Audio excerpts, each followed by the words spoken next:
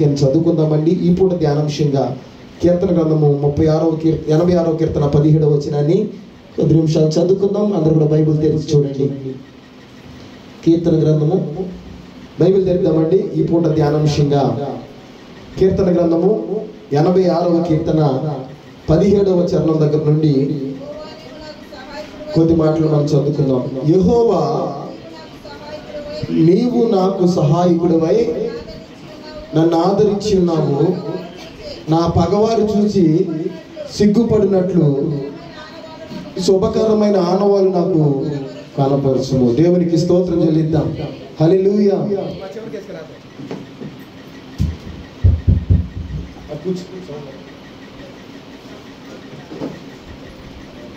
Praise the Lord. Hallelujah. మరలా ఒకసారి ఆ మాట చదువుకుందామండి. కీర్తన గ్రంథము అందరూ కూడా తీని వాళ్ళంటే తీసి పెట్టుకోండి. కీర్తన గ్రంథము 86వ కీర్తన 17వ వచనం దగ్గర చదువుతున్నారు. శ్రద్ధగా మాటలు విందాం. యెహోవా, నీవు నాకు సహాయకుడివై నన్ను ఆదరించుచున్నావు. నా పగవారు చూచి సిగ్గుపడినట్లు శుభకరమైన ఆనవాలు నాకు కనపరచుము. ఇక్కడ దావీదు దేవుణ్ణి అడుగుతున్న ఒక మాటను మనం విన్నాం. ఏంటంటే ఆయన అన్నాడు, యెహోవా, నీవు నాకు సహాయకుడివై నన్ను ఆదరించుచున్నావు. నా పగవారు చూచి సిగ్గుపడినట్లుగా నువ్వు నాకు ఒక ఏం చూపించాలి అంటే ఒక ఆనవాలు నాకు చూపించు అని చెప్పి దేవుని సన్నిధిలో దావీదు గారు ప్రార్థన చేస్తున్నట్లుగా మనకు కనపడుతుంది. బైబిల్ గ్రంథంలో ప్రభునందు బిడ్డలారా, దావీదు జీవితాన్ని కనుక మనం చూసుకుంటే ప్రతి విశ్వాసికి కూడా దావీదు పొందినటువంటి ఆ జీవితంలో ఎక్కడొక చోట మన జీవితాలు కూడా దావీదు గారికి కనెక్ట్ అవుతూ ఉంటాయి. అవును కదా, దావీదు జీవితంలో జరిగిందే నా జీవితంలో కూడా జరుగుతుంది కదా అని చెప్పి దావీదు జీవితం అంతా కూడా పరిశీలన చేస్తూ ఉంటే దావీదు జీవితంలో ఏదో ఒక కోణం మన జీవితంలో కనపడుతూ ఉంటుంది. అయితే ఇక్కడ దావీదు అంటున్నాడు, ప్రభువా, నా పగవారు చూసి సిగ్గుపడినట్లుగా నాకు ఒక ఏం చూపియ్యాయి అంటే ఒక ఏం కావాలంట, ఆనవాలు. ఈరోజు టాపిక్ ఏంటంటే వాక్యం యొక్క అంశం ఏంటంటే శుభకరమైనటువంటి, మీరు అందరూ మాట్లాడాలి. దేవునికి స్తోత్రం చెల్లిద్దాం. ఇది మౌనం పాటించే రోజులు కాదు. ఇంకా చెప్పాలంటే చచ్చిపోయిన వాళ్ళ దగ్గరికి వచ్చి మౌనంగా సంతాపం చేసేటువంటి స్థానం కాదు ఇది. ఇది దేవుని సందులో మనం ఉన్నాం. దేవునికి స్తోత్రం చెల్లిద్దాం. మనం మాట్లాడుతూ ఉండాలి, దేవుని స్తుతిస్తూ ఉండాలి. బెల్లం కొట్టిన రాయివలే మనం ఉండకూడదు. నువ్వు బెల్లం కొట్టిన రాయివలే నువ్వు ఉన్నావంటే నిన్ను పెద్ద సాతాను ఉన్నట్లే. దేవునికి స్తోత్రం చెల్లిద్దాం. దేవుని సందుకు వచ్చి నువ్వు ఎవరు పని చేయాలి, ఎవరు స్తుతించాలి, ఎవరిని కనపరచాలి, వచ్చిన కాండి వెళ్ళేంత వరకు నీ నోట్లో ఏముండాలి అంటే స్తుతులే ఉండాలి. ఇది దేవుని సన్నిధి, దేవుని మందిరం కనుక చాలా శ్రద్ధగా ఉండండి, జాగ్రత్తగా ఉండండి. ప్రభు ఈ వాక్యం ద్వారా మనతో మాట్లాడును గాక. దావీదు అంటాడు, ప్రభును దేవుని బిడ్డలారా, ఏమన్నాడు అంటే, ప్రభువా, నాకు ఒక ఏం కావాలి, నాకు ఆనవాలు కావాలి అన్నాడు. ఆనవాలు అనే వాటికి మనకి చాలా విషయాలు గుర్తొస్తూ ఉంటాయి. ఏంటంటే మన జీవితంలో ఏదైనా సంఘటన జరిగింది అనుకోండి, ఎందుకు మీకు అర్థం అవడానికి, ఇదే అయ్యా మేము అది ఈ ప్రాంతంలో వస్తుంటే ఎక్కడనండి రాయి తగిలి పడిపోయాము అని చెప్పి ఆ ప్రాంతంలో వస్తున్నప్పుడు ఆ ప్రాంతాన్ని మనం ఏం చేసుకుంటామంటే గుర్తుంచుకుంటాం. ఆ ప్రాంతం వచ్చినప్పుడల్లా కూడా మనం పడిపోయినా లేకపోతే మనకి ఏదైనా సంఘటన జరిగితే ఆ ప్రాంతాన్ని ఏం చేస్తామంటే గుర్తుంచుకుంటూ ఉంటాం. అదేవిధంగా ప్రభునందు దేవుని బిడ్డలారా, మరి మన ప్రపంచంలో చాలా మరి కట్టడాలు అనేవి కనపడుతూ ఉన్నాయి. తాజ్ మహల్ అనేది ఒకటి ఉంది మనకి ఆగ్రాలో, ఢిల్లీలో ఉంటుంది. అది ఆగ్రాలో. అది చూసినప్పుడల్లా ఏం గుర్తొస్తాయి అంటే ఆ షాజహాన్ అనేటువంటి చక్రవర్తి తన భార్య అయినటువంటి ముంతాజ్కి, తన భార్య అయిన ముంతాజు చనిపోయిన తర్వాత తన భార్య మీద ఉన్న ప్రేమను బట్టి ఆ భార్యను తీసుకొచ్చి అక్కడ సమాధి చేసి ఆ సమాధి మీద ఒక అద్భుతమైన పాలరాతితో కట్టినటువంటి ఒక బిల్డింగే దాన్ని ఏమన్నారంటే తాజ్ మహల్ అన్నారు. దాన్ని చూసినప్పుడల్లా ఏం గుర్తొస్తాయంటే ప్రేమకు చిహ్నంగా ఆ యొక్క తాజ్ మహల్ చూస్తూ ఉంటారు. ఇంక చెప్పాలంటే దాన్ని చూస్తే ఏం తెలుస్తుందంటే ఇది ప్రేమకి ఆనవాళ్ళు అని చెప్పి ఆ చూసినప్పుడల్లా గుర్తొస్తూ ఉంటుంది. దేవునికి స్తోత్రం చెల్లిద్దాం. హల్లెలూయా. అదేవిధంగా ఇదిగా గడిచిన కొద్ది దినాల క్రితము ఒకరి దగ్గర ఒక ఇంటికి వెళ్ళాను. వెళ్తే అక్కడ ఇంట్లో ఉన్న పెద్ద ఆయన ఏం చేస్తాడంటే ఒక నల్ల టంగి పెట్టి ఉంది. ఆ ఇంట్లో నల్ల టంగి పెట్టి ఉంది. దాన్ని శుభ్రంగా పేపర్ కొట్టేసేసి దాని మీద నల్ల పెయింట్ వేసేసి ప్రతిరోజు కూడా రోజు 4 సార్లు శుభ్రంగా తుడుతాను లోనడుతున్నాను. మరి ఇది బయట తీస్తున్నాడు. నేను అడిగాను, అంకుల్ గారు ఎందుకు పెట్టిన పద్దాక తీస్తున్నారు, పద్దాక తుడుతున్నారు, చాలా జాగ్రత్తగా చూసుకున్నారు ఏంటి అంటే ఆవిడ వాళ్ళ మిస్సెస్ గారు వచ్చి అంటుంది, అయ్యా ఇది అంకుల్ గారికి, ఆయన పోలీస్ జాబ్ చేస్తాడు అనమాట. అంకుల్ గారు కానిస్టేబుల్గా జాయిన్ అయినటువంటి కొత్తలో మరి గవర్నమెంట్ వారు ఈయనకి ఇచ్చినటువంటి పెట్టిది, ఈయనకి ఇచ్చిన ఏంటంట పెట్టి. ఇది ఆ యొక్క ఫస్ట్లో ఆయన చేసిన ట్రైనింగ్కి, అదేవిధంగా ఆనాటి కాలంలో మొదట్లో కొత్తలో ఆయన పడిన కష్టానికి, ఆ శ్రమలకే గుర్తుగా ఆనవాలుగా ఈ పెట్టిన ఏం చేసినంటే దాచుకున్నాడు. ఇది చూసినప్పుడల్లా కూడా ఆయన పూర్వ దినాలు ఏమవుతాయి అంట జ్ఞాపకం వస్తా ఉంటాయి అని చెప్పి ఆ యొక్క ఆంటీ గారు చెప్పారు. దేవునికి స్తోత్రం చెల్లిద్దాం. ఆయనకు ఆనవాళ్ళు ఏంటి అంటే ఈ పెట్టి. పూర్వదినం నేను పోలీస్ డ్యూటీలో జాయిన్ అయినప్పుడు నా స్థితి ఎట్లా ఉంది, ఎన్ని కష్టాలు పడ్డాను, ఆ ట్రైనింగ్ లో ఎంత ఇబ్బంది పడ్డాను అని చెప్పి ఇది చూసినప్పుడల్లా నాకు గుర్తొస్తాయా, ఇది నేను ఆనవాళ్ళుగా పెట్టుకున్నాను అని చెప్పి దాచుకున్నాడు. దేవునికి స్తోత్రం చెల్లిద్దాం. అంతేందుకండి మన జీవితంలో కూడా చాలా ఉంటాయి. ప్రభునందు దేవుని బిడ్డలారా, చాలా ఉంటాయి మన జీవితంలో కూడా. ఇది మా అమ్మమ్మ గారు ఇచ్చిందండి, అందుకని మేము చాలా జాగ్రత్తగా దాచుకున్నాం. ఇది మా నాన్నగారు ఇచ్చిందండి, అందుకని ఆయన చనిపోయిన ఆయన గుర్తుగా మేము ఇలా దాచుకున్నామని చెప్పి ఆయన గుర్తుగా ఆనవాలుగా కొన్ని మనం దాచుకుంటా ఉంటాం. దేవునికి స్తోత్రం చెల్లిద్దాం. నీకు అర్థమైంది అనుకుంటా కదా ప్రభునందు దేవుని. అయితే ఇక్కడ దావీదు అంటాడు, ప్రభువా పగవారు చూసి నన్ను సిగ్గుపడినట్లుగా నాకు కూడా ఒక ఏమి అంటే ఒక ఆనవాలి అయ్యా, ఒక ఆనవాలి. నువ్వు నాకు నా జీవితంలో గొప్ప కార్యం చేస్తావని నేను విశ్వసించినట్లుగా, నేను విశ్వసించడమే కాదు పగవారందరూ చూసి సిగ్గుపడినట్టుగా దావీదు పక్షంగా, దావీదు ఆరాధిస్తున్న దేవుడు దావీదు పక్షంగా ఉన్నాడు అని అందరూ తెలుసుకున్నట్లుగా ఒక నాకు ఏం కావాలి అంటే ఆనవాళ్ళు నాకు కావాలి అని చెప్పి దావీదు ఇక్కడ ప్రార్థన చేసినట్లుగా దేవుని లేఖనాల్లో రాయబడింది. ఈరోజు ప్రభునందు దేవుని బిడ్డలారా, ఈ ఆనవాళ్ళు అనే మాట మీద కొన్ని విషయాలు మీకు చెప్తాను. ఒక 4 విషయాలు చెప్తాను, శ్రద్ధ కలిగించండి. ఒక 4 బైబిల్ గ్రంథంలో బయటకు వెళ్ళదు, మనం 4 విషయాలు చెప్తాను. ప్రతి ఆనవాళ్ళు కూడా ఒక పాఠాన్ని మనకు నేర్పించేదే. దేవునికి స్తోత్రం చెల్లిద్దాం. ప్రతి ఆనవాళ్ళు కూడా మనకి ఏం నేర్పిస్తాయి అంటే ఒక పాఠం నేర్పిస్తుంది. బైబిల్ గ్రంథంలో ప్రభునందు దేవుని బిడ్డలారా, మీరు ఏ వచనాన్ని తీసుకున్నా, ఏ టాపిక్ తీసుకున్నా దాని కనుక నీ జీవితానికి అన్వయించుకోగలిగితే తప్పకుండా ఆ వాక్యం నీతో ఏం చేద్దాయంటే మాట్లాడద్ది. ఆ వాక్యము తనలో ఉన్నటువంటి ఆ యొక్క వాక్యములో ఉన్నటువంటి ఆ సారాంశము మన బ్రతుకులకి పనికొచ్చేదిగా ఉంటుంది. దేవునికి స్తోత్రం చెల్లిద్దాం. కనుక ఈరోజు బైబిల్లో ఉన్నటువంటి ఆనవాళ్ళ గురించి కొన్ని విషయాలు మనం మాట్లాడుకుందాం. వెళ్ళే ముందుగా ఈ 4 టాపిక్ మాట్లాడే ముందుగా చాలా ఉన్నాయి బైబిల్లో అలాంటి ఆనవాళ్ళు. మీకు అర్థం అవడానికి నోవాహు దినాల్లో ఏమొచ్చింది అంటే పెద్ద జలప్రళయం వచ్చింది. ఆ జలప్రళయం ద్వారా ప్రపంచమంతా ఏమైపోయింది అంటే అంతమైపోయింది. కేవలం నోవాహు కుటుంబం తప్ప మరి ఎవరు కూడా మిగల. అటువంటి సమయంలో ప్రభునందు దేవుని బిడ్డలారా, నోవాహు బలిపీఠం కట్టి దేవుని సన్నిధిలో ప్రార్థన చేశాడు. ప్రార్థన చేసినప్పుడు దేవుడు మరి నోవాహుకి ఒక వాగ్దానం ఇచ్చాడంట. ఏంటంటే అప్పటికే ప్రభు సంతాపడ్డాడు. చాలా జనమంతా, భూమి మీద ఉన్న జనమంతా కూడా చచ్చిపోయారు వీళ్ళు చేసిన అపరాధమును బట్టి, దేవునికి లోబడినటువంటి కార్యమును బట్టి. కనుక ఇది మొదలుకొని ప్రపంచాన్ని ఎప్పుడు కూడా నేను జలప్రళయం ద్వారా ఏం చేయను అంటే అంతం చేయను. జలప్రళయం ద్వారా నేను ఏం చేయనంటే అంతం చేయను. వర్షం ద్వారా భూమిని నేను ఏం చేయనంటే నాశనం చేయనని చెప్పి దేవుడు ఒక ప్రతిజ్ఞ చేశాడంట. దేవునికి స్తోత్రం చెల్లిద్దాం. ఇంకా చెప్పాలంటే ఒక వాగ్దానం ఇచ్చాడు. నేను ఇక భూమిని ఏం చేయనంటే అంతం చేయనని ఒక వాగ్దానం ఇచ్చి దానికి ఆనవాలుగా దేవుడు ఏం పెట్టాడు అంటే రెయిన్బో అనేటువంటి ఒక ఇంద్రధనుసును పెట్టాడు. తెలుసా మీకు ఇంద్రధనుసు అంటే? వర్షం వచ్చి ఎలవగానే మరి మనం చూస్తే ఏమొచ్చేద్దాయి అంటే వర్షం వచ్చేద్ది.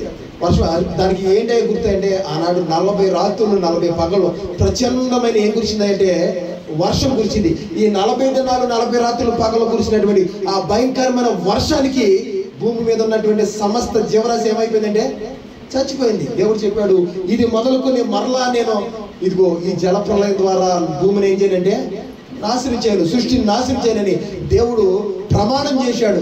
ఆ ప్రమాణానికి గుర్తుగా ఆనవాలుగా ఏం పెట్టాడు అంటే ఒక రెయిన్బోని పెట్టాడు, ఒక ప్రభుని ఇంద్రధనుసును పెట్టాడు. వర్షం వచ్చి అది 2 రోజులు కురిసినా 3 రోజులు కురిసినా ఎన్ని రోజులు కురిసినా వచ్చి ఆగిపోవడంగానే ఎండ మీరు గమనించండి దేవుని పిల్లరా ఏమొచ్చేద్దాయి అంటే ఇంద్రధనుసు వచ్చేద్ది. అది దేవుడు చేసిన ప్రమాణానికి సాదృశ్యం ఉంది. ఇది అన్యులకి ఎవరికి తెలుస్తుంది అంటే దేవుని ఎరిగిన బిడ్డలకు తెలుస్తుంది, వాక్యం ఎరిగిన వాళ్ళకి తెలుస్తుంది. దేవునికి స్తోత్రం చెల్లిద్దాం. అసలు ఎందుకు వస్తుందో కూడా ఎవరికే తెలుసా? బైబిల్ దగ్గరికి వస్తే వాక్యం చదివితే తెలుతూ ఉంటాయి సమస్తం కూడా. దేవునికి స్తోత్రం చెల్లిద్దాం. హల్లెలూయా. దేవుడు చేసిన ప్రమాణం, మనిషి మానవ జాతికి దేవుడు ఇచ్చిన ప్రమాణం అది ఏంటంటే, నేను మరలా వర్షం ద్వారా కానీ జలము ద్వారా కానీ ప్రపంచాన్ని ఏం చేయనంటే అంతము చేయను అని దేవుడిచ్చిన వాగ్దానానికి ఆనవాళ్ళు ఏంటంటే రైన్బో. దేవునికి స్తోత్రం చెల్లిద్దాం. అలాగే చాలా ఉన్నాయి. అయితే ఈరోజు ఒక 4 విషయాలు చెప్తాను. దేవుని పిల్లల శ్రద్ధగా మీరు గమనించండి. ఈ వాక్యం ద్వారా ప్రభు మనల్ని బలపరచును గాక, మనల్ని సరిచేయును గాక, మనతో సూటిగా స్పష్టంగా ప్రభు మాట్లాడును గాక. చూద్దామండి మొదటి ఆనవాళ్ళు ఏంటో. సంఖ్యాకాండము బైబిల్ తెరుద్దాం. మొదటి ఆ యొక్క దేవుడిచ్చినటువంటి ఆనవాళ్ళు 4 చెప్తున్నాను కదా. మొదటి చూద్దాం. సంఖ్యాకాండ గ్రంథము 16వ అధ్యాయము 38వ వచనం దగ్గర నుండి చదువుదాం. సంఖ్యాకాండ గ్రంథము, అందరూ కూడా బైబిల్ తెరుద్దాం. సంఖ్యాకాండము, పాపము చేసి తమ ప్రాణములకు ముప్పు తెచ్చుకొని తీసుకొని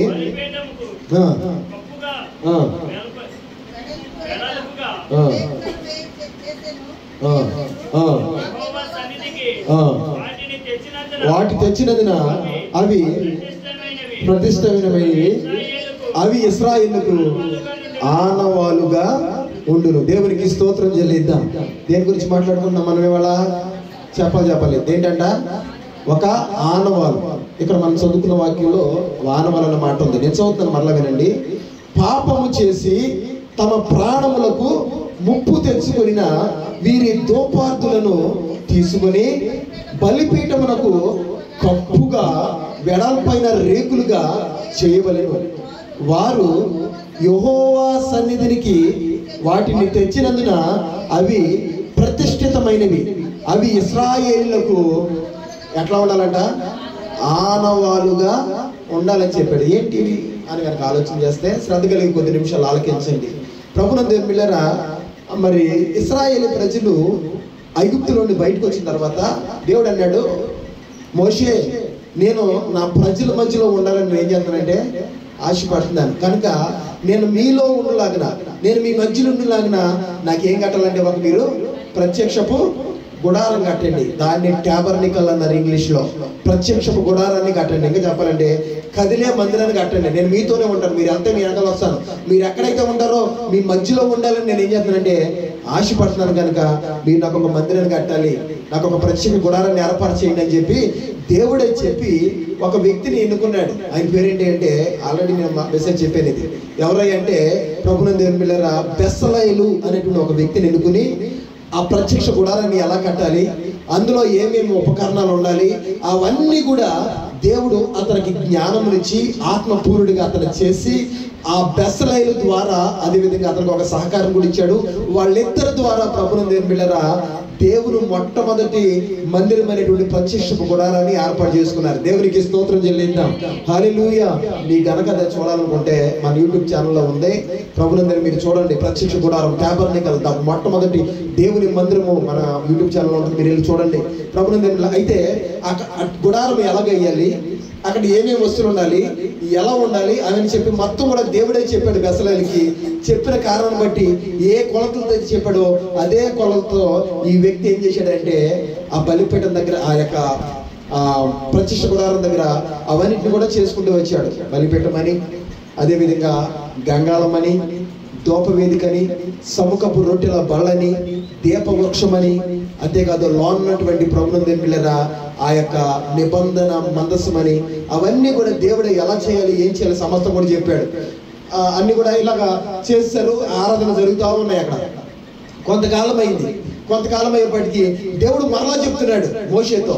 ఏమంటాడంటే, మోషే ఇదిగో అక్కడ పడి ఉన్నటువంటి దోపార్తులు తీసుకొచ్చి పెద్ద రేకుగా చేసేయండి. ఎలా చేయాలంట?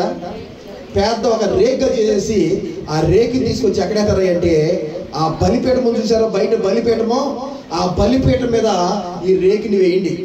ఎవరైనా వచ్చి అడుగుతారు, అయ్యా మేము ఎప్పుడు వస్తున్నాము ఈ యొక్క మందిరం దగ్గరికి, ఈ బలిపీఠం మీద రేకు మేము ఎప్పుడు కూడా చూడలేదు, ఏంటి కొత్తగా వేశారు అని చెప్పి అందరూ కూడా చూసి అడుగుతుంటే వాళ్ళు ఒక పాట నేర్చుకోవాలి. ఇశ్రాయేలులందరికీ కూడా ఈ బలిపీఠం మీద ఉన్నటువంటి రేకు ఒక ఆనవాలుగా ఉండాలి అని దేవుడు చెప్పాడు. దేవునికి స్తోత్రం చెల్లిద్దాం. ఎంతకీ ఆ రేకు ఏంటి, ఎందుకు దేవుడు రేకు చేయమన్నాడు కనుక మనం ఆలోచన చేస్తే, ప్రభువుని దేవుని బిడ్డలారా, మనందరికీ చాలా పరిచయమైనటువంటి వాక్యం ఇది. చాలాసార్లు మన యొక్క దేవుణ్ణి వెంబడిస్తున్న మన జీవితంలో కొన్ని వాక్యాలు ఎక్కువగా మనకి వినపడుతూ ఉంటాయి. దావీదు గారి గురించి ఎక్కువగా చెప్పాల్సిన పని లేదు. ఎందుకంటే దావీదు గారి గురించి ఏ సేవకు నిలబడినా ఆయన నోటి నుండి ఏదో కోణంలో ఆయన గురించి మాట్లాడుతూనే ఉంటాడు. అబ్రహాం గురించి కూడా పెద్దగా మనం తెలుసుకోవాల్సిన అవసరం లేదు. ఎందుకంటే ఏ సేవకు నిలబడినా ఏదో కోణంలో అబ్రహాం గారు ఆయన నోటి నుండి వస్తూ ఉంటాడు. యాకోబు గారి గురించి ఇలాగా కొంతమందికి దేవుడు ఒక ప్రత్యక్షత ఇచ్చేశాడు. అదేవిధంగా ప్రభువుని దేవుని బిడ్డలారా, ఈ బైబిల్ గ్రంథంలో ఒక వ్యక్తి ఉన్నాడు. ఆయన పేరేంటి అంటే కోరహు. చెప్పండి, ఆయన పేరేంటి? చెప్పాలి. ఎవరు? కోరహు. భక్తి పరుల లిస్ట్ ఉంది హెబ్రీయులకు రాసిన పత్రికలో, భ్రష్టుల లిస్ట్ కూడా ఉంది. మనోడు ఏ లిస్టులో ఉన్నాడు అంటే భ్రష్టుల లిస్టులో ఉన్నాడు. కారణం ఏంటంటే ఇతను కూడా లేవి వంశస్థులకు చెందినవాడే. దేవుడు చెప్పాడు కదా, 12 గోత్రాలను విభజించేశాడు. వాళ్ళకి రావాల్సిన ఆస్తి భాగాలను కూడా పంచిపెట్టేశాడు. అయితే లేవీలు దేవుని పక్షంకి వచ్చిన కారణం బట్టి ప్రత్యక్షపు గుడారం దగ్గర దేవుని పని చేయడానికి దేవుడు ఎవరిని ఎన్నుకున్నాడు అంటే లేవి గోత్రాన్ని ఎన్నుకున్నాడు. శ్రద్ధగా వినండి, దేవునికి స్తోత్రం చెల్లిద్దాం. ఎవరిని ఎన్నుకున్నాడు?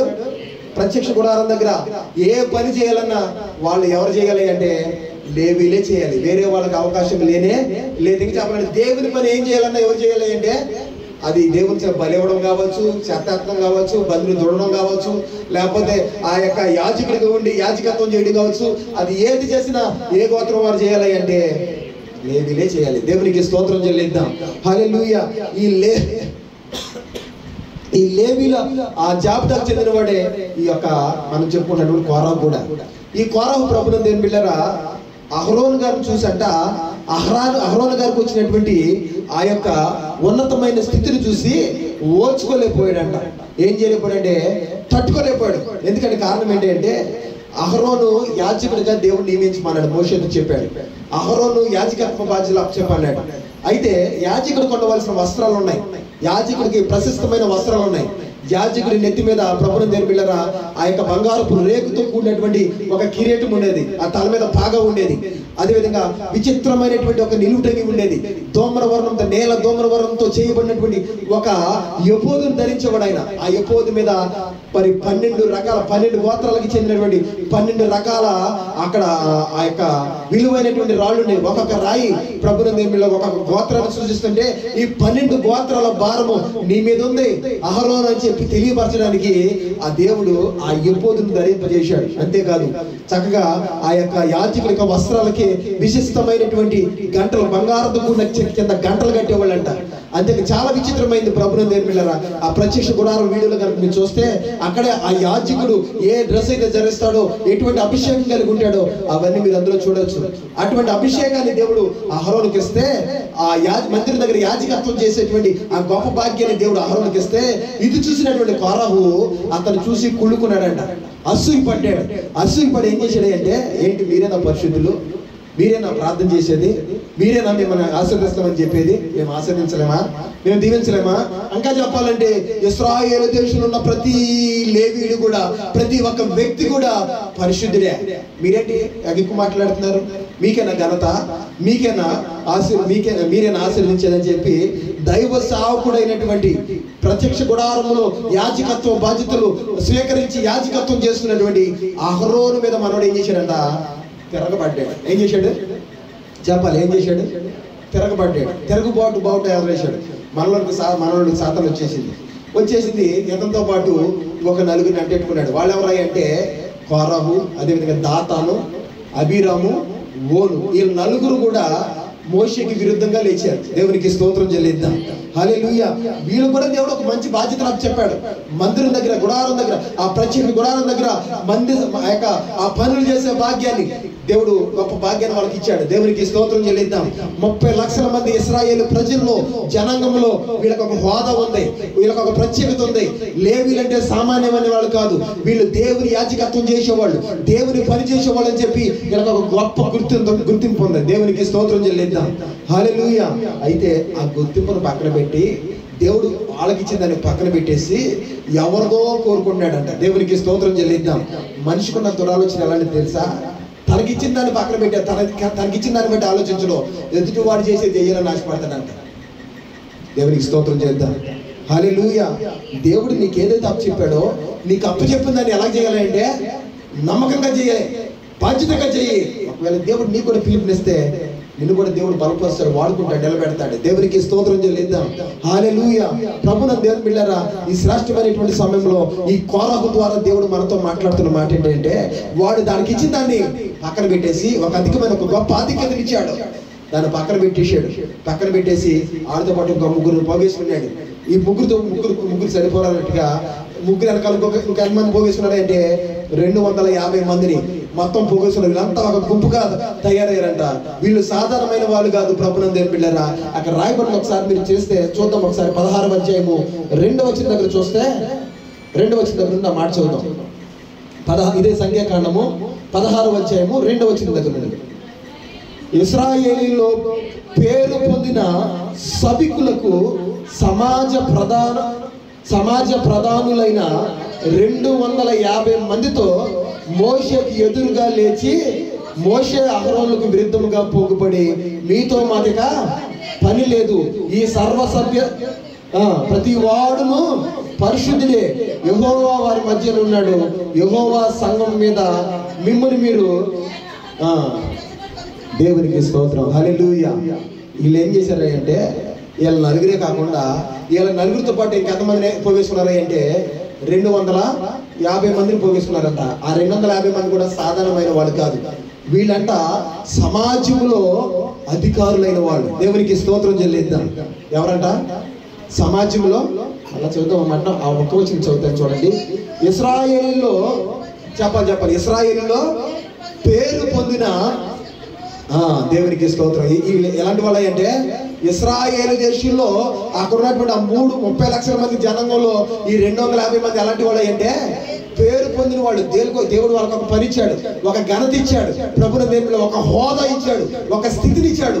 వాళ్ళ స్థితిని కూడా పక్కన పెట్టేది. అరే, ఈరోజు మనం ఒక స్థితిలో ఉన్నాము, ఈ స్థితిలోకి ఎంతో మంది వెనకాల ఉన్నారు, కానీ వాళ్ళకంటే గొప్పగానే దేవుడు మనల్ని నిలబెట్టాడు, మంచిగానే ఉంచాడని చెప్పి వాళ్ళన్న స్థితిలో వాళ్ళకి అప్పగించిన దాన్ని నమ్మకంగా చేయకుండా ఎవరో చేసేదాన్ని కావాలని కోరుకుంటున్నారు. దేవునికి స్తోత్రం చెల్లిద్దాం. హల్లెలూయా. ఇంకా చెప్పాలంటే మనం పాట పాడింది, మా చిట్టి పాడింది. వీళ్ళకి ఎట్లాంటి భాగ్యం ఇచ్చాడంటే దేవుడు, మందస్సాన్ని మోసే అభిషేకాన్ని దేవుడు వాళ్ళకి ఇచ్చాడు. దేవునికి స్తోత్రం చెల్లిద్దాం. ఏం మోసే భాగ్యం అంట? చెప్పాలి. ఏం మోసే భాగ్యమో? మందస్సము మోసే భాగ్యం. అది సామాన్యమైన వాళ్ళకి వచ్చేది కాదండి. యాజకులు తమ యొక్క భుజాల మీద మోసే భాగ్యాన్ని, దేవుడు మోసే భాగ్యాన్ని దేవుడు వాళ్ళకి ఇచ్చాడు. ఆ భాగ్యాన్ని విడిచిపెట్టేసి, మందిరం దగ్గర పనిచేసే భాగ్యాన్ని విడిచిపెట్టేసి, ఎవరో వ్యక్తి అంట ఆ కళ్ళ ముందు గొప్పవాడుగా ఉండంటే నాకు ఆ పదవి కావాలని ఆశించారు. దేవునికి స్తోత్రం చెల్లిద్దాం. హల్లెలూయా. ప్రభువుని దేవుని బిడ్డలారా, ఈ మాట నేను జ్ఞాపకం చేసుకున్నప్పుడు నాకు ఒక కథ గుర్తొచ్చింది. ఏంట కథ అంటే, ఒక ఊర్లోనంట ఒక రాజుగారి దగ్గర ఒక రాజ్యంలో ఒక సాకలవాడు, అదేవిధంగా ఒక కొమ్మరోడు ఇద్దరం ఉంటూ ఉండాలంట. ఎవరిళ్ళు? ఒక సాకలాడు, ఒక కొమ్మరాడు అనమాట. ఒక కొమ్మలు పెట్టండి అని ఏమనుకోవద్దు, ఇది కథ. దేవునికి స్తోత్రం చెల్లిద్దాం. హల్లెలూయా. రాజుగారి దగ్గర ఈ సాకలాడు చక్కగా రాజుగారు వేసుకున్న బట్టలే రోజు శుభ్రంగా నీట్గా తెల్లగా ఉతికేసేవాడంట. తెల్లగా ఉతికేసేపటికి ఆ రాజుగారు ఈ సాకలాడు వచ్చిన బట్టలు చూసి వాసన చూసి, అబ్బా చాలా బాగుంటుందని చెప్పి, మంచి వాసన వస్తుందని చెప్పి రోజు కూడా సాకలవాడిని దేవుడు ఆ రాజుగారు ఏం చేసేవాడు అంటే మెచ్చుకుంటా అభినందిస్తూ ఉండేవాడు. అయితే ప్రభువుని దేవుని పిల్లరా, ఈ సాకలవాని ఇంటి పక్కనే ఉందంట. ఎవరిల్లు? కొమ్మరోడి ఇల్లు కూడా. ఇది చూసి మనోడు ఏం చేయలేకపోతాడంటే తట్టుకోలేకపోతాడు. ఏంటి, రోజు ఈయనే పొగడాల రాజుగారు. రోజు ఎవరు పోగుతున్నాడంట? సాకలవాడిని పోగుతున్నాడంట. ఈయనే పొగుతున్నాడు రోజు రాజుగారు అని చెప్పి, ఎలాగైనా సరే ఆ పదవిలో నేను ఏం చేయాలంటే తప్పించేయాలి, ఈ పదవిలో నేను తప్పించేయాలి అని చెప్పి ఈ యొక్క కొమ్మరవాడు ఏం చేశాడంటే రాజుగారి దగ్గరికి వెళ్ళి ఒక కపటోపాయంగా ఆలోచన పొంది రాజుగారి దగ్గరికి వెళ్ళాడంట. రాజుగారు అండి, మీరు రోజు కూడా చక్కగా తెల్లని వస్త్రాలు వేసుకొని తగ్గ మెరిసిపోతున్నారు, చాలా బాగుంది, కానీ మీరు ఎక్కే ఏనుగేనండి నల్లగా ఉంది, ఏనుగు కూడా తెల్లగుంటే ఇంకెంత బాగుంటుంది అన్నమాట. దేవునికి స్తోత్రం చెల్లిద్దాం. ఏం చెప్పాడు? మీరు వేసి తెల్ల బట్టలు వేసుకుని ఏంటంటే దగదగా మెరిసిపోతున్నారు. మిమ్మల్ని చూస్తుంటే అసలు భగవంతుడే దిగి వచ్చాడు అన్నట్లు ఉందండి బాబు. అసలు అయితే ఒకటేనండి మచ్చ. ఏంటా మచ్చ అంటే, మీరు ఎక్కి తిరుగుతున్నారు కదా ఏనుగు, ఆ ఏనుగు ఎట్లుంది అంటే నల్లగుంది. ఈ ఏనుగు కూడా ఎలాగైపోవాలంటే తెల్లగైపోవాలి అని చెప్పి, తెల్లగైపోతే ఎంత బాగుంటుందని చెప్తే రాజుగారు అంటే, ఏనుగు తెల్లగట్టవుతురా అంటే, అయ్యా మీకు తెలతలేదండి, మీ దగ్గర ఉన్న సాకులు ఉన్నాడు కదా, ఆడు దేన్నైనా సరే ఎలాగ మార్చేస్తాడు తెలుసా, తెల్లగా మార్చేస్తాడండి. దేన్నైనా సరే మార్చేస్తాడు తెల్లగా అని చెప్తే, అరే మంచి ఆలోచన చెప్పారు నాయన నువ్వు అని చెప్పి ఆయన విరిగిపోయాను. నాకు ఇప్పుడు సాహమైన వచ్చాడంటే, రే నన్ను నువ్వేం చేస్తావు నాకు తెలదు. ఈ నల్లగున్న ఏనుగు ఏమైపోవాలంటే చెప్పాలి ఏమైపోవాలి, నల్లగున్న ఏనుగు తెల్లగైపోవాలన్నాడు. అయితే ఆలోచించారు, నల్లగున్న తెల్లగట్టు అయిపోద్ది అని చెప్పి ఆలోచించేపటికి ఈ పక్కన ఈ కుమ్మరు వాడు ప్రభువు పిల్లరా ఇతని మీద కుట్రపడిన విషయం తెలిసేపటికి ఆలోచించాడు, ప్రార్థన చేశాడు. ప్రభువా నన్ను ఇలాగా హేళన చేయాలని, నా ఉద్యోగం ఓడగైపోవాలని చేస్తున్నాడు కనుక నువ్వు నాకు సహాయం చేయని చెప్పి ప్రార్థన చేసుకున్నటువంటి ఆ వ్యక్తి ఒక ఆలోచన వచ్చిందంట. సరే రాజుగారి దగ్గర, రాజా అదెంత భాగ్యము, నల్లగా ఉన్నటువంటి మీ ఏనుగుని నేను అట్ట మార్చేస్తున్నాయంటే చెప్పాలి, నల్లగా ఉన్న ఏనుగుని తెల్లగా మార్చేస్తాను. అయితే రోజునయ్యా నేను మీ బట్టలు పట్టుకెళ్ళి, నా దగ్గర కొండ ఒకటి ఉంది, ఆ కొండలో వేసి బట్టలు ఏం చేస్తానంటే సర్పేసి రోజు నానబెడతాను. కనుక అవి నానబెట్టి ఉతుతుంటే అవి ఏమైపోతుంది అంటే తెల్లగా అయిపోతుంది. కనుక ఈ ఏనుగులు కూడా నల్లగా ఉన్న ఏనుగుని నేను ఎట్లా చేయాలన్నారంటే తెల్లగా చేయాలన్నారు. కనుక నేను కూడా ఈ ఏనుగుని ఏం చేయాలంటే ముందుగా నేను నానబెట్టాలి. కనుక ఈ నానబెట్టడానికి కావలసిన కొండ నా దగ్గర లేదు. కనుక ఆ కొండ తెచ్చేస్తే తప్పకుండా నల్లగొన్న ఏనుగు నేను ఏం చేస్తానంటే తెల్లగా చేసేస్తానంటే, అరే ఆ కుమ్మరోడు ఎక్కడ గెలవండి, ఎవరంట కుమ్మరోడు గెలవండి అన్నాడు. ఇప్పుడు ఆ కుమ్మరోడు దగ్గరికి వచ్చారు. అయ్యా నేను రాజుగారు రమ్మన్నారంటే ఎందుకు పిలిచాడని వచ్చాడు. వచ్చేపాటికి, రే బాబు ఇదిగో నువ్వే చెప్పావు, సలహా ఇచ్చావు కదా, నల్లగా ఉన్నాయి, నేను అన్నీ తెల్లగానే ఉన్నాయి కానీ నేను కొట్టి నల్లగొన్నాను, దాన్ని కూడా తెల్లగా మార్చాలని అనుకున్నాను. కనుక ఇది చెప్తే ఈడు అన్నాడు, అయ్యా నేను రోజు కూడా మీ బట్టలని కొండలో వేసి ఏం చేస్తానంటే నానబెడతాను, నానబెట్టి దాన్ని ఉదుతుంటే మీ బట్టలన్నీ కూడా తెల్లగా మెరిసిపోతున్నాయి అయ్యా. అయితే ఏనుగులు కూడా నల్లగొన్న దాన్ని తెల్లగా మార్చాలంటే నేను ఏనుగు నానబెట్టాలి నాకు ఏం కావాలంటే కొండ కావాలని చెప్పాడు. కనుక నువ్వు వెళ్ళి ఏనుగు పట్టి అంత ఏం చేయాలంట చెప్పాలి ఏనుగు పట్టి అంత కొండ ఈయనగా రెండు దబేమని రాయి వెళ్ళింది. వెళ్ళాడు, ఇంటికి వెళ్ళాడు, కష్టపడ్డాడు, ప్రయాసపడ్డాడు. ఏనుగు పట్టి అంత ఏం చేశాడంటే కొండం చేశాడు. ఆ నుప్పుల్లో పెట్టి కాల్చి తీసుకొచ్చి బయటికి రాజుగారి వెళ్ళి ఒక్క అడిగేసింది. ఏమైపోయింది కొండ చెప్పాలి, ఏమైపోయింది, చితికిపోయింది. మరలా చితికిపోయింది. తాడు జీవితాంతం ఏం చేస్తున్నాడు అంటే కొండని చేస్తున్నాడు. ఏనుగు వచ్చి ఏం చేస్తుందంటే అడిగి అర్థంగానే పట్టుకుమని పగిలిపోతుంది. ప్రభునందేని పిల్ల రాడనుకున్నాడు. అరే నేను తీసిన గోతులో నేనే నేను తీసిన గోతులో నేనే పట్టాలని బాధపడ్డాడు. ఈరోజు ప్రభునందేని పిల్లరా, దేవుడు మనకి ఏదైతే ఇచ్చాడో దాన్ని బట్టి మనం ఏం చేయాలంటే సంతోషించాలి. ఇచ్చిన దాన్ని మనం నమ్మకంగా మనం ఏం చేయాలంటే చేయాలి. అయితే ఇక్కడ కోరహు వాళ్ళు ఒక ఉన్నతమైన స్థితిలో ఉన్నారు. మందస్థానం మోసే భాగ్యం, ప్రత్యక్ష గుడారని వాళ్ళ వెనకాల మోసే భాగ్యాన్ని ఎక్కడికి వెళ్తే అక్కడ తీసి మరలా వేయడం, మరలా దేవుని ఉపకరణాలు పట్టుకుని అవన్నీ కూడా దేవుని పని చేయడం అనేది ఎంత భాగ్యం అండి. ఒకవేళ దేవుని మరలా అభిషేకం ఇస్తే, ఒకవేళ అహరోను తర్వాత అతన్నే యాజకులుగా ఎన్నుకుంటాడు, ఎవరికి తెలుసు. ఇచ్చిన పని మనోడు ఎట్లా చేయట్లేదంటే నమ్మకం చేయట్లా. దేవుడు నన్ను ప్రేమించాడు, ఈ స్థితిలో నన్ను ఇచ్చాడు. ఎంతకంటే దారుణమైన స్థితిలో ఈ స్థితి లేని వాళ్ళు ఎంతమంది ఉన్నారు. ఇంకా చెప్పాలంటే నేను చెప్పాను, మరలా చెప్తున్నాను, ప్రభుత్వం 30 లక్షల మంది ఇశ్రాయేలులో వీళ్ళు పెద్దలుగా, ప్రధానులుగా ఉన్నతమైన స్థితిలో దేవుడు వీళ్ళు నిలబెట్టాడు. అయినప్పటికీ ఉన్నతమైన స్థితిలో ఉన్నా సరే వాళ్ళ పనిని పక్కనెట్టి ఎదుటోడు పని చూసి అసూయపడ్డారట. అరే మన గోత్రంలో వాడు, మన మధ్యలో ఉన్నవాడు, ఈ అహరోనికి ఎంత ఆధిక్యత అట్టొచ్చింది, ఆయన పరిశుద్ధుడు, ఆయన చేసేది ప్రార్థన అని చెప్పి అహరోను మీద ఏం చేశారంటే కుళ్ళుకుని ఏమన్నారంటే నువ్వే నా పరిశుద్ధుడివి, అలా చేయాలంటే ఇశ్రాయేలు దేశంలో ఉన్న ప్రతి ఒక్కడు కూడా పరిశుద్ధుడే అని చెప్పి మీరు ఎందుకు హెచ్చించుకున్నారని చెప్పి తిరుగుబాటు బావుట ఇచ్చారు. ఒకడు నలుగురు అయ్యారు, నలుగురు 250 మందిని యాడ్ చేసుకున్నారు. మొత్తం 254 మంది పోగడి మోషే మీద, అహరోను మీద తిరుగుబాటు చేశారు. తిరుగుబాటు చేసినప్పుడు మోషే కన్నీరు విడిచాడు. ప్రభా ఏంటి దుస్తుంది అని చెప్పి కన్నీరు విడిచి వాళ్ళ దగ్గరికి వెళ్ళి మాట్లాడుతున్నాడు. అయ్యా మీ మాటలే నిజం అనుకుందాం, మీరందరూ కూడా రేపు పొద్దున్నే మీరందరూ కూడా పరిశుద్ధపరచుకుని ధూపాద్దులు చేత పట్టుకుని మీరందరూ ఎక్కడికి రావాలి అంటే ప్రత్యక్ష గుడారం దగ్గర రండి. ఎవరు పరిశుద్ధుడో, ఎవరు దేవుని సేవ చేయాలో, ఎవరు ప్రధాన యాజకుడిగా ఉండాలో దేవుడే నిర్ణయిస్తాడు. దేవునికి స్తోత్రం చెల్లిద్దాం. ఎవరు నిర్ణయిస్తాడంట? దేవుడే నిర్ణయిస్తాడు. ఎవరు దేవుడు పని చేయాలో, ఎవరు పరిశుద్ధుడో దేవుడే నిర్ణయిస్తాడు. కనుక మీరు చేయవలసింది ఏంటంటే అందరూ కూడా ఏం పట్టుకు రావాలి అంటే ధూపార్తులు చేత పట్టుకుని. ధూపార్తులు అంటే ఏంటంటే అవి ఇత్తడితో చేయబడి ప్రభుత్వం బిళ్ళరా పైకి 4 పక్కలు కూడా 4 తాళ్ళు కట్టి లేకపోతే చైన్లు కట్టి పైకి ఇలా ఏలాడదీసి ఉంటుంది. అందులో నువ్వులు వేసి ఈ సాంబ్రాన్ని వేసి ఆ బలిపీఠం దగ్గర ఇలా ఇలా ఇలా ఇలా చెప్పి ఆ ధూపాన్ని బలిపీఠంకి వేసేవాళ్ళు. దేవునికి స్తోత్రం చెల్లిద్దాం.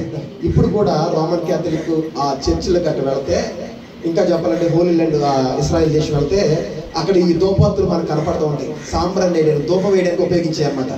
ఎవరు వేయాలి అంటే యాజకుడు ఒక్కడే వేయాలి. దేవునికి స్తోత్రం చెల్లిద్దాం. యాజకుడు వేయాలి. వీళ్ళందరూ అన్నారు మేమో పరిశుద్ధులమే, మేమో దేవుని పని చేస్తామని చెప్పి అహరోను కించపరుస్తుంటే మోషే అన్నాడు వీళ్ళందరూ కూడా వెళ్ళిపోయి ఎన్ని తేవాలంట? 254 మంది మీరు వచ్చారు కదా, మీరు 254 ధూపార్తులు పట్టుకుని రేపొద్దున మీరు అక్కడికి రండి అంటే ప్రత్యక్ష గుడారం దగ్గర రండి, దేవుని సన్నిధికి రండి, మేము కూడా వస్తాం, నేను అహరోను కూడా వస్తాం, ఎవడో పరిశుద్ధుడో దేవుడే తెలుస్తాడని చెప్పినప్పుడు వెళ్ళిపోయారు. అందరికీ ఉదయకాల సమయంలో ప్రభుత్వం దేవుని అందరూ కూడా ధూపార్తులకు చేత పట్టుకుని దేవుని మందిరం దగ్గరికి వచ్చారు. దేవునికి స్తోత్రం చెల్లిద్దాం. వచ్చేపాటికి దేవుని ఉగ్రత రగులుకొని దేవుడు అన్నాడు, మోషే చెప్పాడు, మోషే వీళ్ళు నా ఎదుట పాపం చేశారు, నా మాటకి ధిక్కరించారు, కనుక వీళ్ళందరూ నేను హతం చేయకపోతున్నారని చెప్పి ఇశ్రాయేలు సభ్య సమాజంలో నుండి మీరిద్దరూ బయటికి రండి, సమాజం మొత్తాన్ని నేను నాశనం చేస్తానని దేవుడు అంటే మోషే ప్రార్థన చేసే, ప్రభువా ఒక్కడు చేసిన పాపానికి సమాజం అంతా ఏం చేసిందయ్యా, అయితే క్షమించండి, కరుణించండి అయ్యా అంటే అప్పుడు దేవుడు చెప్పాడు, మోషే ఇదిగో నువ్వు ప్రార్థన చేసావు కాబట్టి, నువ్వు నన్ను వేడుకున్నావు కాబట్టి ఎవరైతే నాకు విరుద్ధంగా ఎదురు తిరిగారో ఈ 254 మందిలో నుండి జనాంగాన్ని పక్క తీసుకెళ్ళిపో అన్నాడు. దేవునికి స్తోత్రం చెల్లిద్దాం. హల్లెలూయా. వాళ్ళందరూ పక్క వెళ్ళిపోయారు. ఇప్పుడు ఎంతమంది మిగిలారు అంటే 254 మంది ప్రత్యక్ష గుడారం దగ్గర మిగిలారు. అప్పుడు ప్రభుత్వం దేని మిగిలారా భయంకరమైన అగ్ని దిగివచ్చి మోషేని, క్షమించండి, కోరహుని, దాతాన్ని, అభిరాముని, ఓను అనబడిన 4 అగ్ని చేత కాల్చివేసింది. వాళ్ళ వెనకాల మేము మీతో ఉంటామని వచ్చినటువంటి ఆ 250 మందిని భూమి నెరవేర్చిందంట. వాళ్ళు ప్రాణములతోనే వాళ్ళు పాతాళంలోకి వెళ్ళిపోయినట్లుగా దేవుని వాక్యంలో రాయబడింది. దేవునికి స్తోత్రం చెల్లిద్దాం. హల్లెలూయా. వాళ్ళందరూ చచ్చిపోయారు. ఎవరైతే మోషేకి అహరోనుకి ఎదురు తిరిగారో వాళ్ళందరూ దేవుడు అగ్ని చేత కాల్చి వేశాడు. భూమి నెరవేర్చి లోనకి లాగేసుకుంది. అందరూ కూడా అయిపోయారు. అయితే వాళ్ళు తీసుకొచ్చిన ధూపార్తులు ఉన్నాయి కదా, ఈ ధూపార్తులు మాత్రం ప్రత్యక్షపు గుడారం దగ్గర పడిపోయి. దేవునికి స్తోత్రం చెల్లిద్దాం. హల్లెలూయా. మీకు అర్థమవుతుంది కదా, ఆ ప్రత్యక్ష గుడారం దగ్గర ఈ ధూపార్తులు పడిపోయాయి. దేవుడు చెప్పాడు, ధూపార్తి అనగా అర్థం ఏంటంటే ప్రార్థన. దేవునికి స్తోత్రం చెల్లిద్దాం. దావీదు అంటాడు కదా, అయ్యా నా ప్రార్థన నీ సన్నిధికి ధూపం వలె చచ్చబడి, ధూపం వేసేది దాన్ని ఏమన్నారంటే ధూపార్తులు. ఈ ధూపార్తులు అవి వాళ్ళైతే చెడిపోయినాడు కానీ ఈ ధూపార్తులు చెడిపోయినవి కాదు. కనుక వీటిని మీరు ఏం చేస్తారంటే మరలా బెసలేని పిలిపించి ఈ యొక్క ధూపార్తులన్నింటినీ కూడా సదరంగా ఒక రేకు వలె మీరు చేయండి. ఎలా చేయాలంట? ఈ 254 ఈ ధూపార్తుల్ని ఒక పల్చటి మరి ఒక రేకు వలె మీరు చేసి ఆ రేకుని తీసుకొచ్చి ఎక్కడ వేయాలి అంటే ఈ బలిపీఠం మీద వేయండి. దేవునికి స్తోత్రం చెల్లిద్దాం. ఈ బలిపీఠం మీద వేయండి. ఎవరైనా సరే వచ్చి అడిగితే అయ్యా ఇది వరకు బలిపీఠం మీద ఈ రేకు ఎప్పుడు మేము చూడలేదే, ఎంత ఈ రేకు అని చెప్పి అడిగితే మీరు చెప్పండి, ఇదిగో దేవునికి విరుద్ధంగా తిరిగిన వాడి యొక్క జీవితాలు ఏమైపోయినాయి అంటే ఇక్కడ అగ్నికి ఆగుతైపోయినాయి, భూమి నెరవేర్చి అందులోకి లాగేసుకుంది, అందుకు ఆనవాలుగా ఈ రేకు అని చెప్పి మీరు చెప్పండి అని చెప్పి దేవుడు ఆ రేకు నిలబెట్టాడు. దేవునికి స్తోత్రం చెల్లిద్దాం. ఈరోజు ప్రభుత్వం దేవుని బిడ్డలారా ఆనవాలు అనేటువంటి అంశం మీద మనం మాట్లాడుకుంటుంటే మొట్టమొదటి ఆనవాలు ఏంటి అంటే ప్రత్యక్షపు గుడారంలో ఆ బలిపీఠం మీద ఉన్నటువంటి రేకు ఒక ఆనవాలని మొట్టమొదటిగా చెప్తున్నాడు. ఏంటి, ఎందుకయ్యా ఈ రేకు ఎందుకు వేసారా అంటే ఇదిగో కోరహు, దాతాను, అభిరాము, ఓను, అంతేకాదు వాళ్ళతో పాటు 250 మంది మరి దేవునికి విరుద్ధంగా, దైవ సాకులకు విరుద్ధంగా లేచిన కారణాన్ని బట్టి దేవుని ఉగ్రత చేత చంపబడ్డారని చెప్పి తెలియపరచడానికి ఈ రేకు ఆనవాలుగా ఉండాలని చెప్పి దేవుడు బలిపీఠం మీద ఇచ్చాడు. దేవునికి స్తోత్రం చెల్లిద్దాం. ఈ రేకు మనకి ఏం చెప్తుంది అంటే దేవునికి ఎదురు తిరగకూడదని ఆ రేకు మనకు ఆనవాలుగా చెప్తుంది. దేవునికి స్తోత్రం చెల్లిద్దాం. ఎవరికి ఎదురు తిరిగినా మనం బ్రతకాలం, కానీ దేవునికి ఎదురు తిరిగితే మనకి శాపం ఉండదు. దేవునికి స్తోత్రం చెల్లిద్దాం. కనుక ప్రభునందు దేవుని బిడ్డలారా, దేవుని వాక్యంలో రాయబడి ఉంటుంది, దేవుడు తన సమయం మందు మిమ్మల్ని హెచ్చించినట్లుగా ఆయన బలిష్టమైన చేతి కింద మీరు ఎట్లా ఉండాలి అంటే అణిగి ఉండమని దేవుని వాక్యం సెలవిస్తుంది. దేవునికి స్తోత్రం చెల్లిద్దాం. హల్లెలూయా. ఎక్కడ ఉండాలంటే మనము దేవుని యొక్క చేతి కింద. దేవుడు ఒక సమయం ఇచ్చాడు మనకి. ఆ సమయంలో తప్పకుండా మనల్ని ఏం చేస్తాడంటే హెచ్చిస్తాడు, మన స్థితిని మారుస్తాడు. దేవునికి స్తోత్రం చెల్లిద్దాం. హల్లెలూయా. ఆ సమయం వచ్చేంత వరకు దేవుని చేతి కింద మనం ఎట్లా ఉండాలి అంటే అణిగి ఉండమని దేవుని వాక్యం సెలవిస్తుంది. దేవునికి స్తోత్రం చెల్లిద్దాం. అయితే చాలా మంది అంట చేతి కింద ఉండాల్సిన వాళ్ళు ఎక్కడికి ఎక్కేస్తున్నారా అంటే చెయ్యి పైకి ఎక్కేస్తున్నారంట. చెయ్యి పైకి ఎక్కేవాళ్ళుగా మనం ఉండకూడదు. దేవునికి స్తోత్రం చెల్లిద్దాం. హల్లెలూయా, హల్లెలూయా. నీ జీవితంలో కూడా నా జీవితంలో కూడా హెచ్చించేటువంటి ఒక సమయం ఉంది. దేవునికి స్తోత్రం చెల్లిద్దాం. ఒక సమయాన్ని సిద్ధపరిచాడు. ఆ సమయం మన జీవితంలో వచ్చేంత వరకు కూడా దేవుని చేతి కింద మనం ఎలా ఉండాలంటే అణిగి ఉండాలి. ఈరోజు ప్రభునందు దేవుని బిడ్డలారా, ఈ యొక్క కోరహు, అబీరాము, దాతాను, ఓను అనబడినటువంటి నలుగురు, వాళ్ళతో పాటు 250 మంది, దేవుడు ఒక మంచి స్థితి ఇచ్చాడండి. అధికారాన్ని ఇచ్చాడు, మందసం మోసే భాగ్యాన్ని ఇచ్చాడు, మందిరం దగ్గర పరిచయం చేసే గొప్ప వరాన్ని ఇచ్చాడు. కానీ వాళ్ళకున్నాన్ని బట్టి ఏం చేయలేదంటే తృప్తి పడాల. ఈరోజు ప్రభునందు దేవుని బిడ్డలారా, మనకున్నటువంటి స్థితి కంటే దౌర్భాగ్యమైన స్థితిలో ఉన్న వాళ్ళు చాలా మంది ఉన్నారు. దేవునికి స్తోత్రం చెల్లిద్దాం. హల్లెలూయా, హల్లెలూయా. నువ్వు అనుకున్నావు, ప్రభు నాకు సరైన వసతులు లేవయ్యా, నాకు సరైన వనరులు లేవయ్యా నువ్వు అనుకున్నావు. కానీ నీకంటే దౌర్భాగ్యంగా అసలు ఉండడానికి ఇల్లు కూడా లేకుండా చెట్ల కింద గుడిసెల్లో ఉండేవాళ్ళు చాలా మంది ఉన్నారు. నీ స్థితి వాళ్ళకన్నా బాగుందే. అందుని బట్టి మనం దేవుని ఏం చేయాలి? స్తుతించాలి. ప్రభు నాకంటే ధీరమైన వాళ్ళు చాలా మంది ఉన్నారు. నీకు దేవుడు మంచి ఆరోగ్యం ఇచ్చాడు. ఈ ఆరోగ్యాలకు హాస్పిటల్లో మగ్గిపోతున్న వాళ్ళు చాలా మంది ఉన్నారు. ఇచ్చిన ఆరోగ్యాన్ని బట్టి దేవుని సన్నిధిలో ఎలా ఉండాలి అంటే నమ్మకంగా దేవుని సన్నిధిలో ఉండాలి. దేవునికి స్తోత్రం చెల్లిద్దాం. హల్లెలూయా, హల్లెలూయా. ప్రభువుని దేవుని బిడ్డలారా, ఈ గ్రామంలో మన యొక్క ప్రాంతంలో చాలా మంది ఉన్నారు. కానీ వాళ్ళకి లేనటువంటి గొప్ప ధన్యత భాగ్యం ఏంటో తెలుసా? ఆయన మందిరంలో ఆయన బిడ్డలుగా పిలిపించుకునే భాగ్యాన్ని మనకి ఇచ్చాడు. దేవునికి స్తోత్రం చెల్లిద్దాం. హల్లెలూయా. ఉన్నదాన్ని బట్టి మనం ఏం చేయాలంటే సంతోషించాలి. దేవుడిచ్చిన దాన్ని బట్టి నమ్మకంగా దేవుని పనిలో మనం ఉంటే నమ్మకమైన వారికి దీవెనలు చెప్పాలి. నమ్మకమైన వారికి దీవెనలు మెండుకోండి. ఎవరెత్తారు? పాస్టర్ గారు ఎత్తాడా? ఎవరెత్తారు? నిన్ను పిలుచుకున్న దేవుడు నీకు ఇస్తాడు. దేవునికి స్తోత్రం చెల్లిద్దాం. ఏ పని అయితే నీకు అప్పచెప్పాడు దేవుడు, ఆ పనిలో నువ్వు ఎట్లా ఉండాలంటే నమ్మకం ఉండాలి. మీరు చెప్తే నమ్మరు. ప్రభుత్వం దేని బిడ్డరా, నేను బైబిల్ ట్రైనింగ్ అయినప్పుడు దగ్గరగా అయ్యగారి దగ్గర, శాలెం గారి దగ్గర 4.5 సంవత్సరాలు ఉన్నాను. యావనపురంలో ఛానల్లో ఉన్నాను. ఈ ఇన్ని సంవత్సరాలు కూడా నేను చేసిన పని ఏంటంటే మందిరాన్ని శుభ్రపరచడం. ఏ రోజు కూడా నేను ఎంత చదువుకున్నాను, నేను ఎందుకు మందిరం తొడవాలి, నేను ఎందుకు పనులన్నీ చేయాలని ఎప్పుడు అనుకోవాలా. నేను పరిచయం దగ్గర 5 సంవత్సరాలు నేను పరిచయం చేశాను. మందిరం తుడుతూ ప్రతి పని కూడా రోజుగా ఖాళీ ఉంటే జగన్నాథపురంలో మందిరం 3 స్టేర్లు మందిరం అన్నమాట. బాల్కనీ టైప్, సినిమా హాల్ టైప్లో ఉంటుంది ఆ మందిరం. మొత్తం శుభ్రంగా తుడుచుకురావడం, పని చేయడం, ఇంటికాడ అయ్యగారు పని ఉంటే అయ్యగారు పని చేయడం. నేను నేర్చుకునే చెప్తున్నాను, అసలు ఏమి నేర్చుకున్నాను నాకు? పరిచయం చేయడమే నేర్చుకున్నా, ప్రార్థన చేయడమే నేర్చుకున్నా. బైబిల్ గురించి, వాక్యం గురించి అలా చెప్పాలి. అసలు ఏం తెలియదు. ఆయన చెప్తుంటే చూసి నేర్చుకోవడం తప్ప క్లాసులు లేవు, ఏమీ లేవు. మా పని అంతా కూడా పరిచర్య. నేను చెప్పాను, దేవుడు చెప్పాడు, మరి ఆ దగ్గర చెప్పేవాడు, మీరు దేవుని సన్నిధిలో నమ్మకంగా పరిచయం చేయండి, తప్పకుండా దేవుడు మిమ్మల్ని ఏం చేస్తాడంటే దీవిస్తాడని చెప్పాడు. అదే మాట సల్మాన్ రాజా గారు అయితే చెప్పాడు. అదేవిధంగా శాలెమయ్య గారు కూడా అది చెప్పాడు. 4.5 సంవత్సరాలు నేను శాలెం గారి దగ్గర కింద ఆయన పరిచారకులుగా పనిచేశారు. దేవునికి స్తోత్రం చెల్లిద్దాం.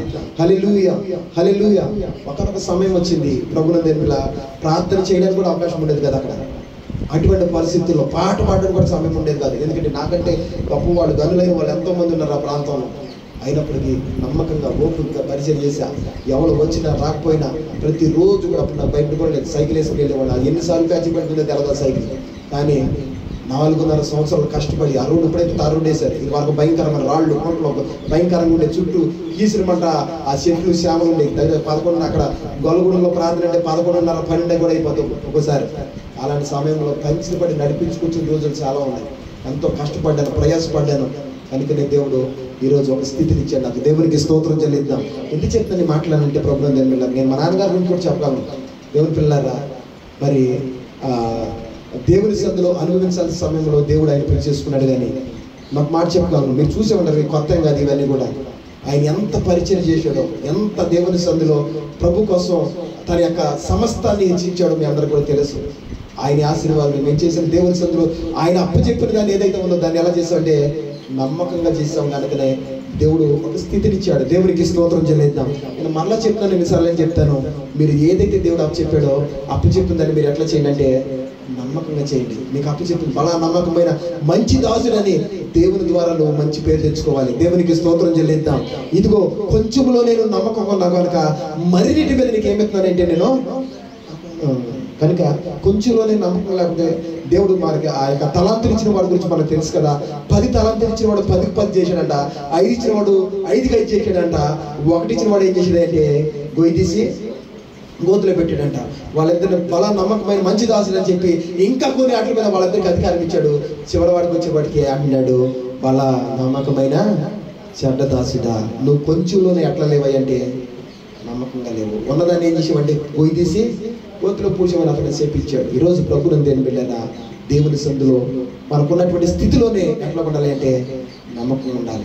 ఏదైతే మనకి ఇచ్చాడో ప్రభుత్వం దేని పరిచయం చేసే వరాన్ని ఇచ్చాడా, పాటలు పాడే వరాన్ని ఇచ్చాడా, ఆరాధించే వరాన్ని ఇచ్చాడా, వాయిద్యాలు వాయించే వరాన్ని, నీకు ఏదైతే ఇచ్చాడో ఇచ్చిన దాంట్లో నువ్వు ఎట్లా ఉండాలంటే నమ్మకం ఉండు, నా దేవుడికి ఇచ్చిస్తాను. ఈ మాట చెప్పినప్పుడు నాకు ఒక ఒప్పిని గుర్తించడండి. ఏంటి ఎవరంటే హోసన్న మినిస్ట్రీస్లో జాన్ వెస్లీ గారు అని ఉండేవాడు, రమేష్ మాస్టర్ గారు ఉండేవాడు. వీళ్ళు ఏం చేసేవాడు అంటే ఏసన్ గారు నిలబడి వాకింగ్ చెప్తుంటే కింద తబలా కొట్టుకుంటూ డ్రమ్ కొట్టుకుంటూ కింద కూర్చునేవాడు. ఒక సమయం వచ్చింది, అప్పుడు అయ్యో మేమేంటి తబలా కొడతామేంటి, డ్రమ్ కొడతామేంటి, క్యాష్ కొడతామేంటి అలా అనుకోలే. దేవుడి సందులో నమ్మకంగా వాళ్ళకి అప్పచెప్పిందని ఏం చేశారంటే నమ్మకంగా చేశారు. ఈరోజు ప్రభునందు పిల్లల హోసన్న మినిస్ట్రీ అంటే గుర్తొచ్చేది ఎవరు తెలుసా? మొట్టమొదటగా జాన్ వెస్లీ. దేవునికి స్తోత్రం చెల్లిద్దాం. ఒకప్పుడు కింద ఎక్కడో కూర్చుని ఆ వచ్చిన ఆ యొక్క క్యాష్ వాయించుకుంటూ కూర్చునేవాడు. అటువంటి పరిస్థితిలో ఉన్నటువంటి వ్యక్తిని హోసన్న మినిస్ట్రీని తలగా నిలబెట్టేసాడు. దేవునికి స్తోత్రం చెల్లిద్దాం. దానికి అప్పచెప్పిన బాధ్యతను దేవుడు ఆయన ఎలా చేశాడంటే నమ్మకంగా చేశాడు. ఇంకొక ఆయన ఫ్రైడే ఫాలో ఆయన ఉంటాడు. ఆయన అంట ఈ మైకులు పెట్టడం, బాకాలు కట్టడం ఇవన్నీ చేసేవాడు అంట. ఆయన దేవుడు బలపరిచేశాడు. ఆ కర్నూలు ప్రాంతం అంతలో గొప్ప దగ్గర 5,000 మంది వచ్చే సంఘానికి ఒక గొప్ప నాయకుడిగా దేవుడు నిలబెట్టేశాడు. దేవునికి స్తోత్రం చెల్లిద్దాం. హల్లెలూయా. దేవుడు వాళ్ళకి అప్పచెప్పిన పని. ఈ రమేష్ మాస్టర్ గారు అన్నాను, ఈయన డ్రమ్ములు తబలా వాయించుకుంటూ కింద కూర్చునేవాడు. ఆయన విజయవాడలో యనమల కుదురు అన్న ప్రాంతంలో ప్రభుత్వం దేవుని బిడ్డరా గొప్ప పరిచర్య చేస్తున్నాడు. ఈరోజు వస్తున్న మినిస్ట్రీ ప్రేయర్ చెప్తే వీళ్ళు ముగ్గురు కనపడకుండా పరిచర్య ఉండదు. దేవునికి స్తోత్రం చెల్లిద్దాం. అంతగా దేవుడు వాళ్ళు ఏం చేశాడంటే ఆశీర్వదించేశాడు. ఎందుకు చెప్తుంది మాట్లాడినంటే దేవుడు మనకి ఏదైతే ఇచ్చాడో ఇచ్చిన దాంట్లో మనం ఎట్లా ఉండాలి అంటే చెప్పాలి ఎలా ఉండాలి? నమ్మకం ఉండాలి. ఇచ్చిన దాన్ని నమ్మకంగా చేస్తే నా దేవుడు నిన్ను హెచ్చిస్తాడు. కానీ కోరహు, దాతాను, అభిరాము, ఓను 250 మంది ప్రభుత్వం దేవుని బిడ్డరా ఇచ్చిన దాంట్లో ఏం చేయలేదంటే సంతోషించాల. దేవుడు ఒక గొప్ప భాగ్యాన్ని ఇచ్చాడు, మందస్సు మోసే భాగ్యాన్ని ఇచ్చాడు. దేవునికి స్తోత్రం చెల్లిద్దాం. యాజకులు అంటే మాటలు కాదండి, వరుస వెళ్ళే ముందు చెప్తాను అవన్నీ కూడా. ప్రభుత్వం దేవుని బిడ్డరా యాజకులు అంటే మాటలు కాదు. వాళ్ళకి ఒక దేవుడు ఒక అభిషేకాన్ని ఇచ్చాడు, ఒక దేవుని మందిరం దగ్గర పనిచేసే గొప్ప వరాన్ని ఇచ్చాడు. ఈ భాగ్యాలకు ఎంతో మంది లోకంలో ఉంటే దేవుడు అద్భుతమైన అవకాశాన్ని ఇస్తే దాన్ని కాలు రాసుకుంటారు. ఇంకా చెప్పాలంటే అధికారులు అండి 250 మంది కూడా అధికార స్థితిలో వస్తే ఎవరో అరే మనోడే, మన మధ్యలో ఉన్నవాడే ఉన్నతని హెచ్చించబడుతున్నాడు, దీవించబడుతున్నాడు, దేవుడు అభిషేకం అతని మీద దిగి వస్తుందని అహరోను చూసి సంతోషించబడవలసినటువంటి ఈ లేవీలు అతని మీద ఏం చేశారంటే ఈర్ష్యపడ్డారు, అసూయపడ్డారు, అతన్ని దించేయాలని చూశారు. దేవుడు ఊరుకోలేదు. దేవునికి స్తోత్రం చెల్లిద్దాం. వాళ్ళు తెచ్చిన వాళ్ళని అగ్నితో కాల్చేసాడు. భూమి నెరవేర్చి మీద 100 లాక్ లాగేసుకుంది. వాళ్ళు తెచ్చిన గోపాదులు ఏవైతే ఉన్నాయో ఇవి మీరు వృధా చేయడానికి వీల్లేదు, దీన్ని రేగ్గా చేయండి, తీసుకొచ్చి బలిపేట మీద వేయండి. ఎవరన్నా వచ్చి అడిగితే అయ్యా నువ్వు ఎప్పుడు చూడలేదు, ఈ బలిపేట మీద చాలా సార్లు మందిరానికి వచ్చావు, ఈ బలిపేట మీద ఈ రేకులు ఎప్పుడు చూడలేదు, ఏంటి కొత్తగా ఈ రేకేశారు అని కనుక ఎవరన్నా అడిగితే మీరు చెప్పండి, తన అభిరాధనలు దేవునికి విరుద్ధంగా లేచారు, ఇలా జరిగిందయ్యా, దానికి ఆనవాలే ఈ రేకు అని చెప్పి ఆనవాలుగా దేవుడు ఆ రేకుని వేయించాడు. దేవునికి స్తోత్రం చెల్లిద్దాం. మొట్టమొదటి ఆనవాలు మనకి ఏమి నేర్పిస్తుంది అంటే దేవునికి విరుద్ధంగా మనం లేకూడదని నేర్పిస్తుంది. దేవునికి స్తోత్రం చెల్లిద్దాం. హల్లెలూయా. ఎవరికి విరుద్ధంగా లేకూడదు మీరు చెప్పండి. చెప్పాలి ఎవరికే? దేవునికి విరుద్ధంగా. కనుక ప్రభుత్వం దేవుని బిడ్డలారా అటువంటి ఆలోచనలు సాతాను మన హృదయంలో పుట్టించుకోండి. ప్రభువా నీ చేతి కింద నేను ఉంటానయ్యా, నువ్వు నన్ను హెచ్చించేంత వరకు, నువ్వు నన్ను దీవించేంత వరకు, నన్ను గొప్ప చేసేంత వరకు నీ చేతి కింద నేను ఉంటాను. నేను ప్రార్థన చేయండి, తప్పకుండా దేవుడు హెచ్చిస్తాడు. దేవునికి స్తోత్రం చెల్లిద్దాం. హల్లెలూయా. ఇక రెండో విషయం దగ్గరికి వద్దాం. మీ అందరికి తెలిసినవి ఇవన్నీ కూడా. రెండో విషయం దగ్గరికి వద్దామండి. అదేంటంటే యెహోషువ గ్రంథము 2వ అధ్యాయం చూద్దాం. బైబిల్ చదువుతాం. యెహోషువ గ్రంథము 2వ అధ్యాయము 12వ వచనం దగ్గర అక్కడ ఒక ఆనవాలు మనకు కనపడుతుందో చూద్దాం. నేను నీకు ఉపకారం చేసింది కనుక మీరు నా తండ్రి ఇంటికి ఉపకారము చేసి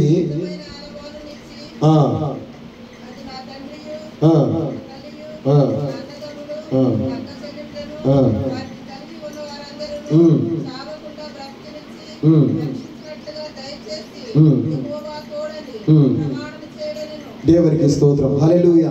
నేను చెప్తాను చూడండి. నేను మీకు ఉపకారము చేస్తే కనుక మీరు నా తండ్రి ఇంటికి ఉపకారము చేసి నాకు ఒక నిజమైన ఆనవాలు ఇవ్వండి అని ఒక సహోదరు కోరుకుంది. ఈరోజు దేని గురించి మాట్లాడుకుంటున్నాం మనము? చెప్పాలి, అందరూ చెప్పాలి. దేని గురించి మాట్లాడుకుంటున్నాం? మన అంశం ఏంటి చెప్పాలి. చాలా మంది మర్చిపోయినట్టు నిద్రలోకి వెళ్ళిపోయినారు. హల్లెలూయా, హల్లెలూయా, హల్లెలూయా. స్తుతి మహిమ ఎల్లప్పుడు దేవుని ఇచ్చేదము. చప్పట్లు కొట్టుకుంటూ హల్లెలూయా. స్తుతి మహిమ ఎల్లప్పుడు దేవునికి ఇచ్చేదము. హల్లెలూయా, హల్లెలూయా, హల్లెలూయా, హల్లెలూయా, హల్లెలూయా, హల్లెలూయా. స్తుతి మహిమ ఎల్లప్పుడు దేవునికి ఇచ్చేదము. దేవునికి స్తోత్రం. చదివానండి. రాహాబు అనేటువంటి వేశ్య ఎరుకో కోట గోడల మీద నివసిస్తూ ఉంది. అయితే యాజకులైనటువంటి మరి ఇశ్రాయేలులో వచ్చినటువంటి ఇద్దరు దూతలు వాళ్ళు ఏం వేగులు వారు వేగు చూడడానికి వచ్చారు. వచ్చి వీళ్ళు అక్కడికి వెళ్ళారంటే మనకు తెలిసింది దానికి వేరే చెప్పట్లా.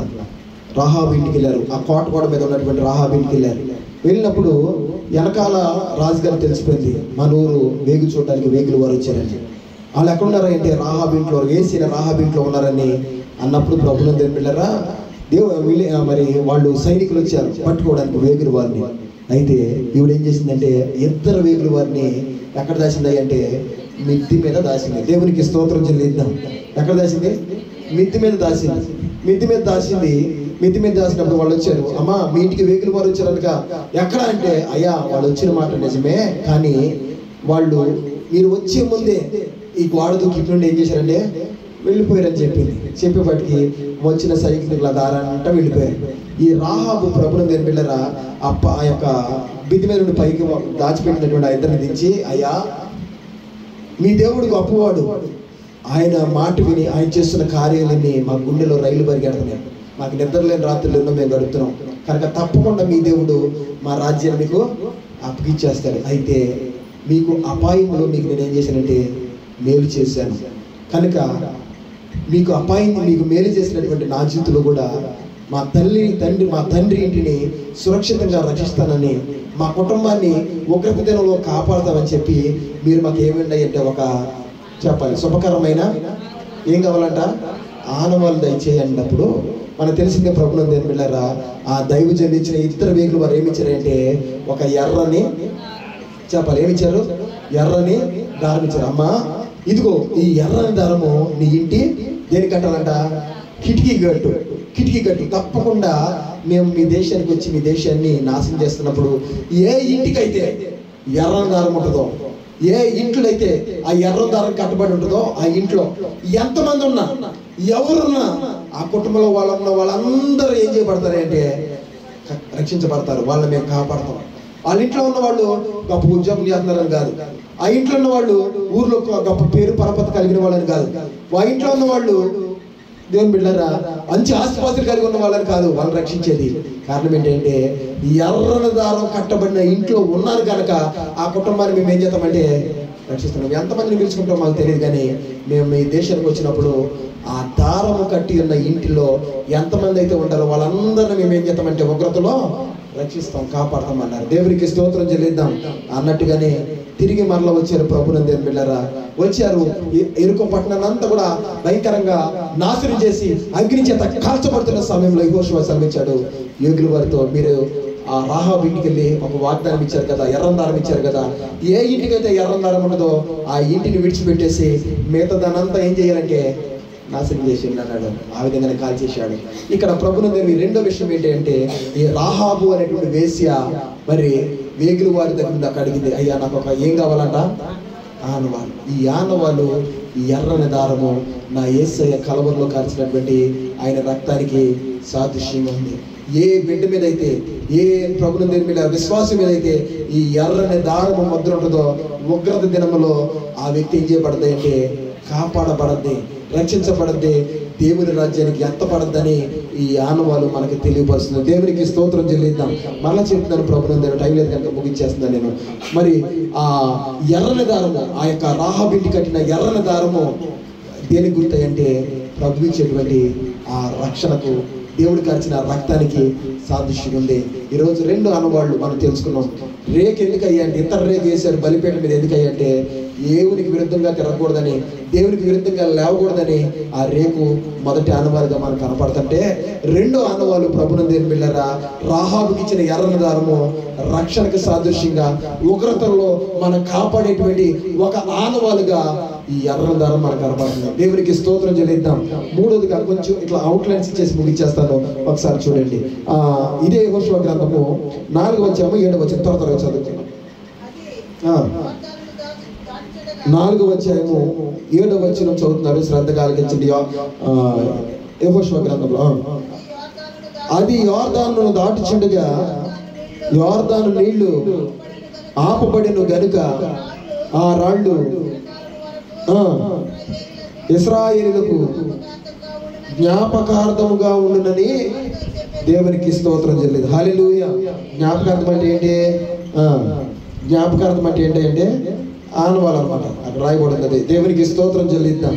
ఈ మూడో ఆనవాళ్ళు ఏంటంటే దేవుడు చెప్పాడు, మీరు కనాన్ దేశాన్ని ఇస్తానని. అనేకమైన రాజ్యం జయించుకుంటూ వచ్చారు. వచ్చేపడుతుంటే ఎక్కడికి వచ్చారంటే షిట్టిము అనే ప్రాంతంకి వచ్చారు. ఇక వాళ్ళు మజిలీ షిట్టిము ప్రాంతం నుండి ఎక్కడికి వెళ్ళాలి అంటే కనాన్లోకి అడుగు పెట్టాలి. ఫస్ట్ ఎరుకో అనమాట, ఎరుకో దగ్గరికి వెళ్ళాలి. అయితే ఈ మధ్యలో ఏముందంటే యోర్దాను అనేట్టు ఒక నది ఉంది. ఈ యోర్దాను ఉన్న మాటకి మరణము అని పేరు. భయంకరంగా ఉధృతంగా ప్రవహిస్తేది. అక్కడ హెర్మోను కొండలు, అదేవిధంగా ప్రభునందు దేవుని బిడ్డలారా పక్కన ఉన్నటువంటి దేశమైనటువంటి ఆ లెబనోను కొండల మీద కురిసినటువంటి ఆ మంచు అంతా కూడా కరిగి ఆ కొండల మీద ఉధృతంగా ప్రవహించుకుంటూ ఈ యోర్దాను భయంకరంగా వచ్చేసిందంట. అక్కడ ఎక్కడైతే ఇశ్రాయేలు యోర్దాను క్రాస్ చేశారో ఆ ప్రాంతంలో. అయితే దేవుడు చెప్పాడు, మీరందరూ కూడా పరిశుద్ధపరచుకోండి, పవిత్రపరచుకోండి. అయితే యాజకులు మందసాన్ని ఎత్తుకుని వాళ్ళు ముందు వెళ్తూ ఉంటారు. యాజకులు యోర్దానులు అడుగు పెట్టగానే ఈ యోర్దాన్ నదిని నేను మరి పైన ఆదాం అనే పురం ఒక ఊరుంది, అక్కడ నేను ఆ నీటిని ఆపేస్తాను, మీరందరూ కూడా ఇది దాటి వెళ్ళిపోతారు అని చెప్పి దేవుడు చెప్పాడు యెహోషువతో. దేవునికి స్తోత్రం చెల్లిద్దాం.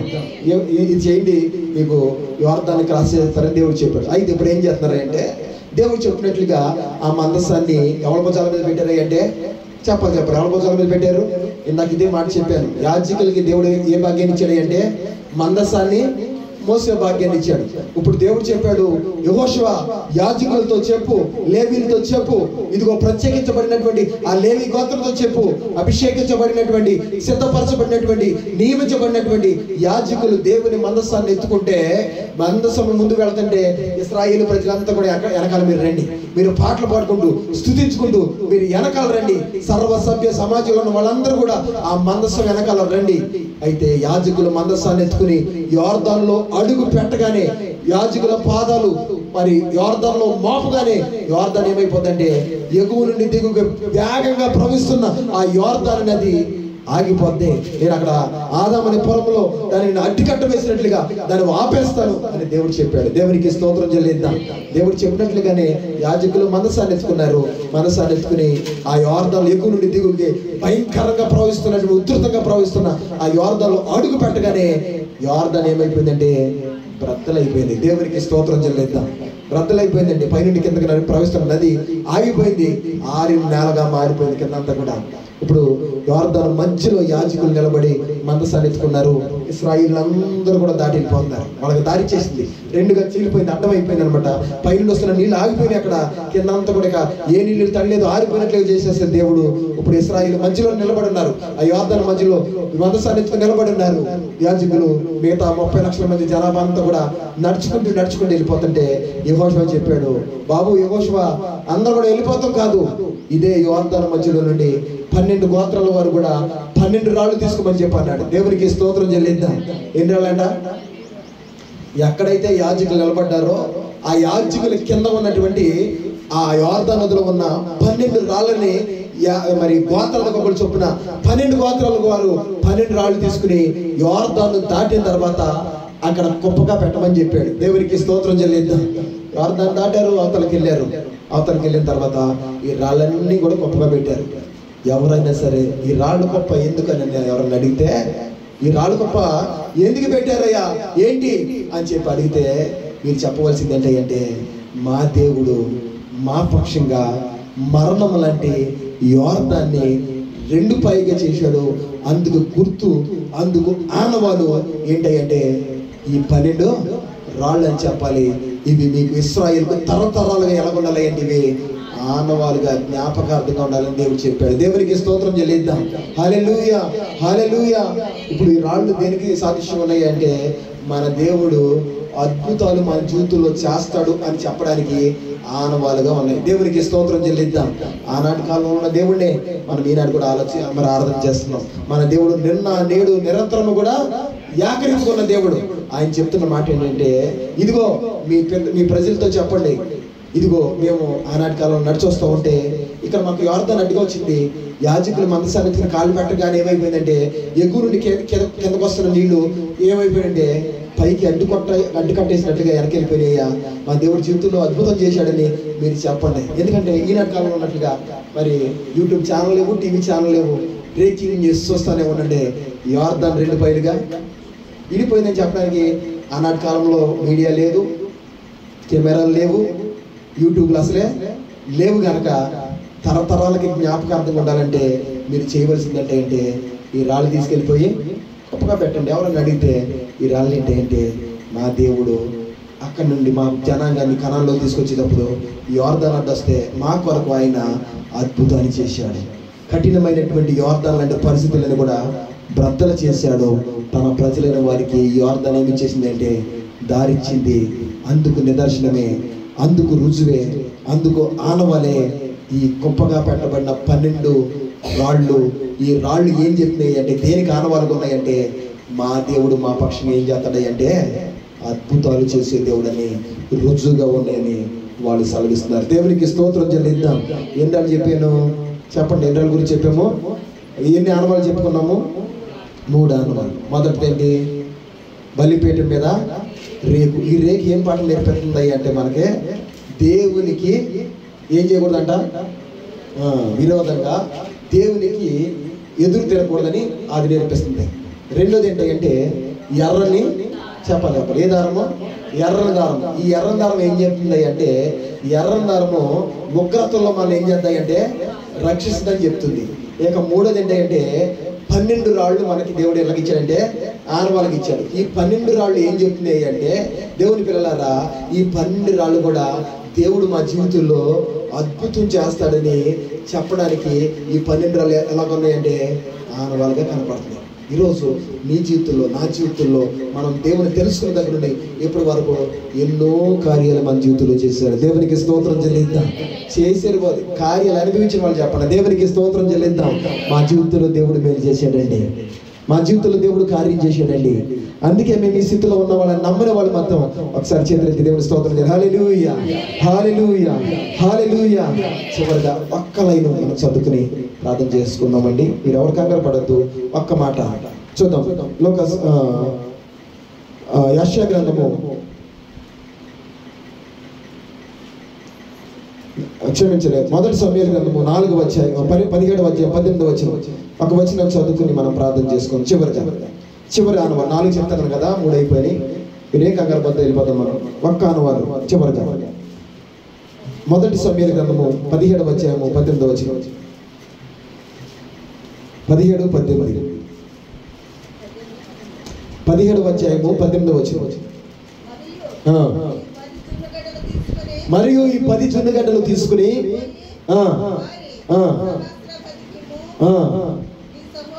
నీ సహోదరులు క్షేమముగా ఉన్నారో లేదో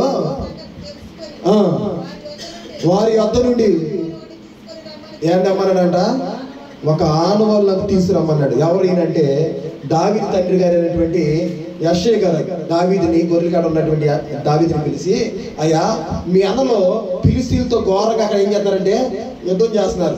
వాళ్ళు యుద్ధంలో బతుకున్నారో చచ్చిపోయారో కూడా సమాచారం నాకు తెలియలేదు. కారణం ఏంటంటే ఫిలిస్తీన్ పక్షంగా 6 మూల జాలంలో ఒక భయంకరమైన రాక్షసులు లాంటి ఒక గొలియాతు అనేవాడు వచ్చాడంట. వాడి ఎదుట మన వాళ్ళు నిలవలేకపోతున్నారంట. ఆ యుద్ధంలో మన అన్నలో చచ్చిపోయారో బతుకున్నారు కలదు. ఎందుకంటే చచ్చిపోయారు, అయ్యా మీ అబ్బాయి చచ్చిపోయాడని చెప్పడానికి ఫోన్లు లేవు, టెలిగ్రామ్ లేవు, అసలు అలా కాలంలో ఏమీ లేవు కనుక, మెసేజ్ అందింతక ఏమీ లేవు కనుక అసలు ఆ యుద్ధంలో మీ అన్నలో ఆ యుద్ధంలో పాల్గొన్నారు, వాళ్ళు బతుకున్నారో చచ్చిపోయారో కూడా తెలియదు కనుక నువ్వు ఈ జొన్నగడ్డలు పట్టుకెళ్ళి మీ అన్నలు బతుకున్నారో లేదో నాకు ఒక ఆనవాళ్ళు నువ్వు తీసుకురాని చెప్పాడు. దేవునికి స్తోత్రం చెల్లిద్దాం. జొన్నగడ్డలు పట్టుకెళ్ళి ఈయన అనుకున్నాడు, మా అన్నలో యుద్ధంలో భయంకరంగా పోరాటం చేయాలని అనుకున్నారు, కానీ వీరు గుడారంలో దాక్కున్నారు. అటువంటి పరిస్థితుల్లో ప్రభుత్వం దేని బిడ్డరా అక్కడ గొలియాతు అనబడి వాడు భయంకరంగా అడుస్తుంటే మనోడు మరి అన్నలందరూ కూడా ఖాళీగా కూర్చున్నారు, కానీ దావీదు కూర్చుని ఉండలేకపోయాడు. దేవునికి స్తోత్రం చెల్లిద్దాం. దావీదు హృదయంలో ఒక ప్రేరణ వస్తుంది, నువ్వు జొన్నగడ్డలు తగ్గదు వచ్చింది, నువ్వు చేయవలసిన పని చాలా ఉందని చెప్పి దేవుడు అతను ప్రేరేపించి వెళ్ళాడు, గొలియాతుతో యుద్ధం చేశాడు. దేవునికి స్తోత్రం చెల్లిద్దాం. అసలు ఎందుకు వెళ్ళాడు మనోడు చెప్పాలి? ఎందుకు వెళ్ళాడు? జొన్నగడ్డలేదు, అన్నలు ఉన్నారో లేదో, అన్నలు ఎట్టున్నారో లేదో చూడడానికి వెళ్ళిన పని ఒకటే. కానీ దేవుడు చెప్తున్నాడు, నువ్వు వచ్చింది జొన్నగడ్డలు కాదు, నీ ద్వారా ఒక బలమైన పని జరగాలి కనుక ఎల్లు అని చెప్పి దేవుని ఆత్మ ప్రేరేపణిస్తే అందరు ఇశ్రాయేలు దేశంలో సర్వసభ్య సమాజం అంతా కూడా గొలియాతు చూసి భయపడుతుంటే దావీదు వెళ్ళాడు. ప్రభువుని పిల్లరా ఒడిసెలు తిప్పాడు, రాయి పెట్టి కొట్టాడు, వెనకబడిపోయాడంట. పడిపోతాం కానీ ఏం చేశాడంటే పరిగెట్టుకుని దావీదు వెళ్ళి అదే గొలియాతు కట్టుకొమ్మను తీసి ఆ గొలియాతు యొక్క తల నరికి ఆ తలను పైకెత్తి ఆ తలనే బహుమానంగా ఆనవాలుగా తన తండ్రి యొక్క బెంచి మీద పడేసాడు తెచ్చి. దేవునికి స్తోత్రం చెల్లిద్దాం. హల్లెలూయా. ఇదిగో నీకు ఆనవాలు కావాలన్నావు కదా, నా అన్నలో బ్రతుకున్నారో లేదు, ఇదే ఆనవాలు.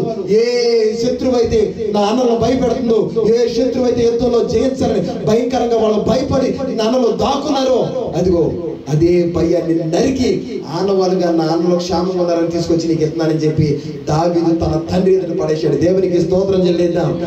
ఏం పడేశాడు? గొలియాతు యొక్క తలకై పట్టుకెళ్ళి ఎవరికి ఇచ్చాడంటే తన తండ్రికి ఇచ్చాడు. అయ్యా నువ్వు ఆనవాళ్ళు తెమ్మన్నావు కదా, ఇదిగో ఆనవాళ్ళు నా అన్నలో బ్రతికే ఉన్నారు. దేవునికి స్తోత్రం చెల్లిద్దాం. నాన్నలు ఎట్టున్నారంట? బ్రతికే ఉన్నారు. నాన్నలు క్షేమంగా ఉన్నారన్న గుర్తుగా ఇదిగో ఈ ఆనవాళ్ళు తీసుకొచ్చాను. ఎవడైతే విరోధున్నాడో శత్రువు ఉన్నాడో వాడి తలను నేను నరికేసాను అని చెప్పాడు. ఈ ఆనవాళ్ళు మనకి ఏం నేర్పిస్తుంది అంటే, దేవుడి పిల్లలు శ్రద్ధ కలిగించండి. ఒకవేళ నీ అనారోగ్యం తగ్గించుకోవడానికి నువ్వు వచ్చి ఉండొచ్చు, నీ బలహీనత పోగొట్టుకోవడానికి నువ్వు ఉండొచ్చు, నీ అప్పులు తీర్చుకోవడానికి దేవుని దగ్గరికి వెళ్తే నాకు సమాధానం దొరుకుద్దనో నాకు మేలు కలుగుద్దని నువ్వు వచ్చి ఉండొచ్చు. కానీ దేవుడు అన్నాడు, నువ్వు జొన్నగడ్డలు జొన్నగడ్డలు ఇవ్వడానికి అది వచ్చింది, నీ ద్వారా దేవుని పని ఎంతో జరగాల్సింది. అందుకు ఆనవాలే దావీదు నరికినటువంటి గొలియాతు. ఈరోజు ప్రభువుని దేవుని బిడ్డలారా, నువ్వు ఎందుకు వచ్చావో, ఏ పరిస్థితుల్లో దేవుని దగ్గరికి వచ్చావో అన్నది పక్కన పెట్టేస్తే నువ్వు దేవుని పని చేసే వ్యక్తిగా ఉండాలి. దేవునికి స్తోత్రం చెల్లిద్దాం. హల్లెలూయా. హల్లెలూయా. నిన్నే ఒక ఆనవాలుగా నా దేవుడు నిలబెట్టాలనుకున్నాడు. ఒకప్పుడు ఫలానా బలహీనతో బాధపడుతున్నాను, ఈరోజు ఆ బలహీన తొలగించాడు. దేవుడు నన్ను బలపరిచాడు. ఆయన సన్నిధిలో ఒక బలమైన పనిముట్టిగా సాక్షిగా నన్ను బలపరిచాడు దేవుడిని. నిన్నే ఒక ఆనవాలుగా నా దేవుడు చూడాలని ఆశపడుతున్నాను. దేవునికి స్తోత్రం చెల్లిద్దాం. ఈ రాత్రి ఈ శ్రేష్టమైనటువంటి పునరుద్ధాన దినంలో ప్రభువు దేవుని బిడ్డలారా, మన చరిత్రలోకి తిరిగి చూస్తే అనేక మంది కరుడు గట్టిన తీగ వాళ్ళు, భయంకరమైన రోగాలతో బంధకాలతో భయంకరమైన పరిస్థితులు నలిగిపోతున్న వాళ్ళు దేవుని సన్నిధికి వచ్చి బలపరచబడి వాళ్ళే దేవుని సన్నిధిలో ఒక బలమైన దేవుని కొరకు ఆనవాలుగా మార్చబడ్డారు. దేవునికి స్తోత్రం చెల్లిద్దాం. మనము దేవుని వాడుకునే వారిగా ఉండకూడదు, కానీ దేవుని కోసం మనం ఏం చేయాలంటే వాడబడే వారిగా ఉండాలి. దేవునికి స్తోత్రం చెల్లిద్దాం. నీవే దేవునికి ఒక ఆనవాలుగా మార్చబడాలి. దేవునికి స్తోత్రం చెల్లిద్దాం. హల్లెలూయా. నీ జీవితంలో దేవుని కార్యము పొందుకోవడం ద్వారా నీవే దేవుని సొంత ఒక బలమైన ఎలా కనపడాలంట? ఆనవాలుగా కనపడాలి. అది దేవుడు నిన్ను ఆశించి నిన్ను నన్ను పిలుచుకున్నాడు. కనుక ప్రభునందు దేవుని బిడ్డలారా, ఈ మధ్యాహ్న సమయంలో 4 ఆనవాళ్ళ గురించి మనం మాట్లాడుకున్నాం. ఒకటి, గొల్లియాతు తలను పట్టుకున్నటువంటి తలను తెగనరికి తన తండ్రికి దావీదు ఆనవాళ్ళు తీసుకెళ్ళినట్టాడు. రెండోది ఏంటి అంటే, యోర్దాను చీలిపోయినప్పుడు 12 రాళ్ళు తీసుకొచ్చి అక్కడ పెట్టి దేవుడు మా జీవితంలో అద్భుతాలు చేస్తాడని చెప్పి ఆ ఆనవాళ్ళుగా నిలబెట్టారు. మూడోదిగా ప్రభునందు దేవుని బిడ్డలారా, రాహాబు యొక్క ఎర్రని దారము.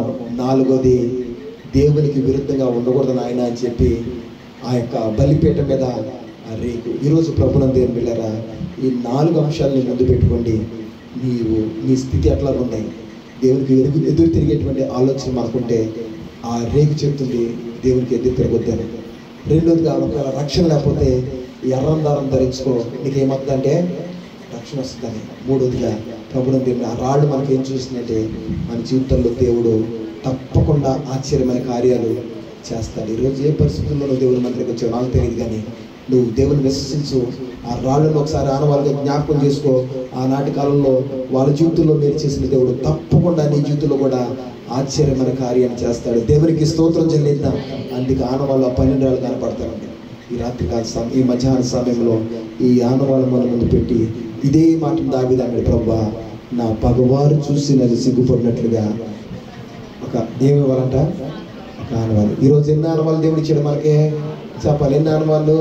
4 ఆనవాళ్ళు ఇచ్చాడు. కనుక ఈ 4 ఆనవాళ్ళని మీరు మర్చిపోకుండా మీ ప్రార్థనలో జ్ఞాపకం చేసుకుంటూ ఈ 4 ఆనవాళ్ళకు తగినట్లుగా మీరు జీవించాలని మనస్ఫూర్తిగా సేవకుడిగా ఆశిస్తూ నా మాటలు ముగిస్తున్నాను.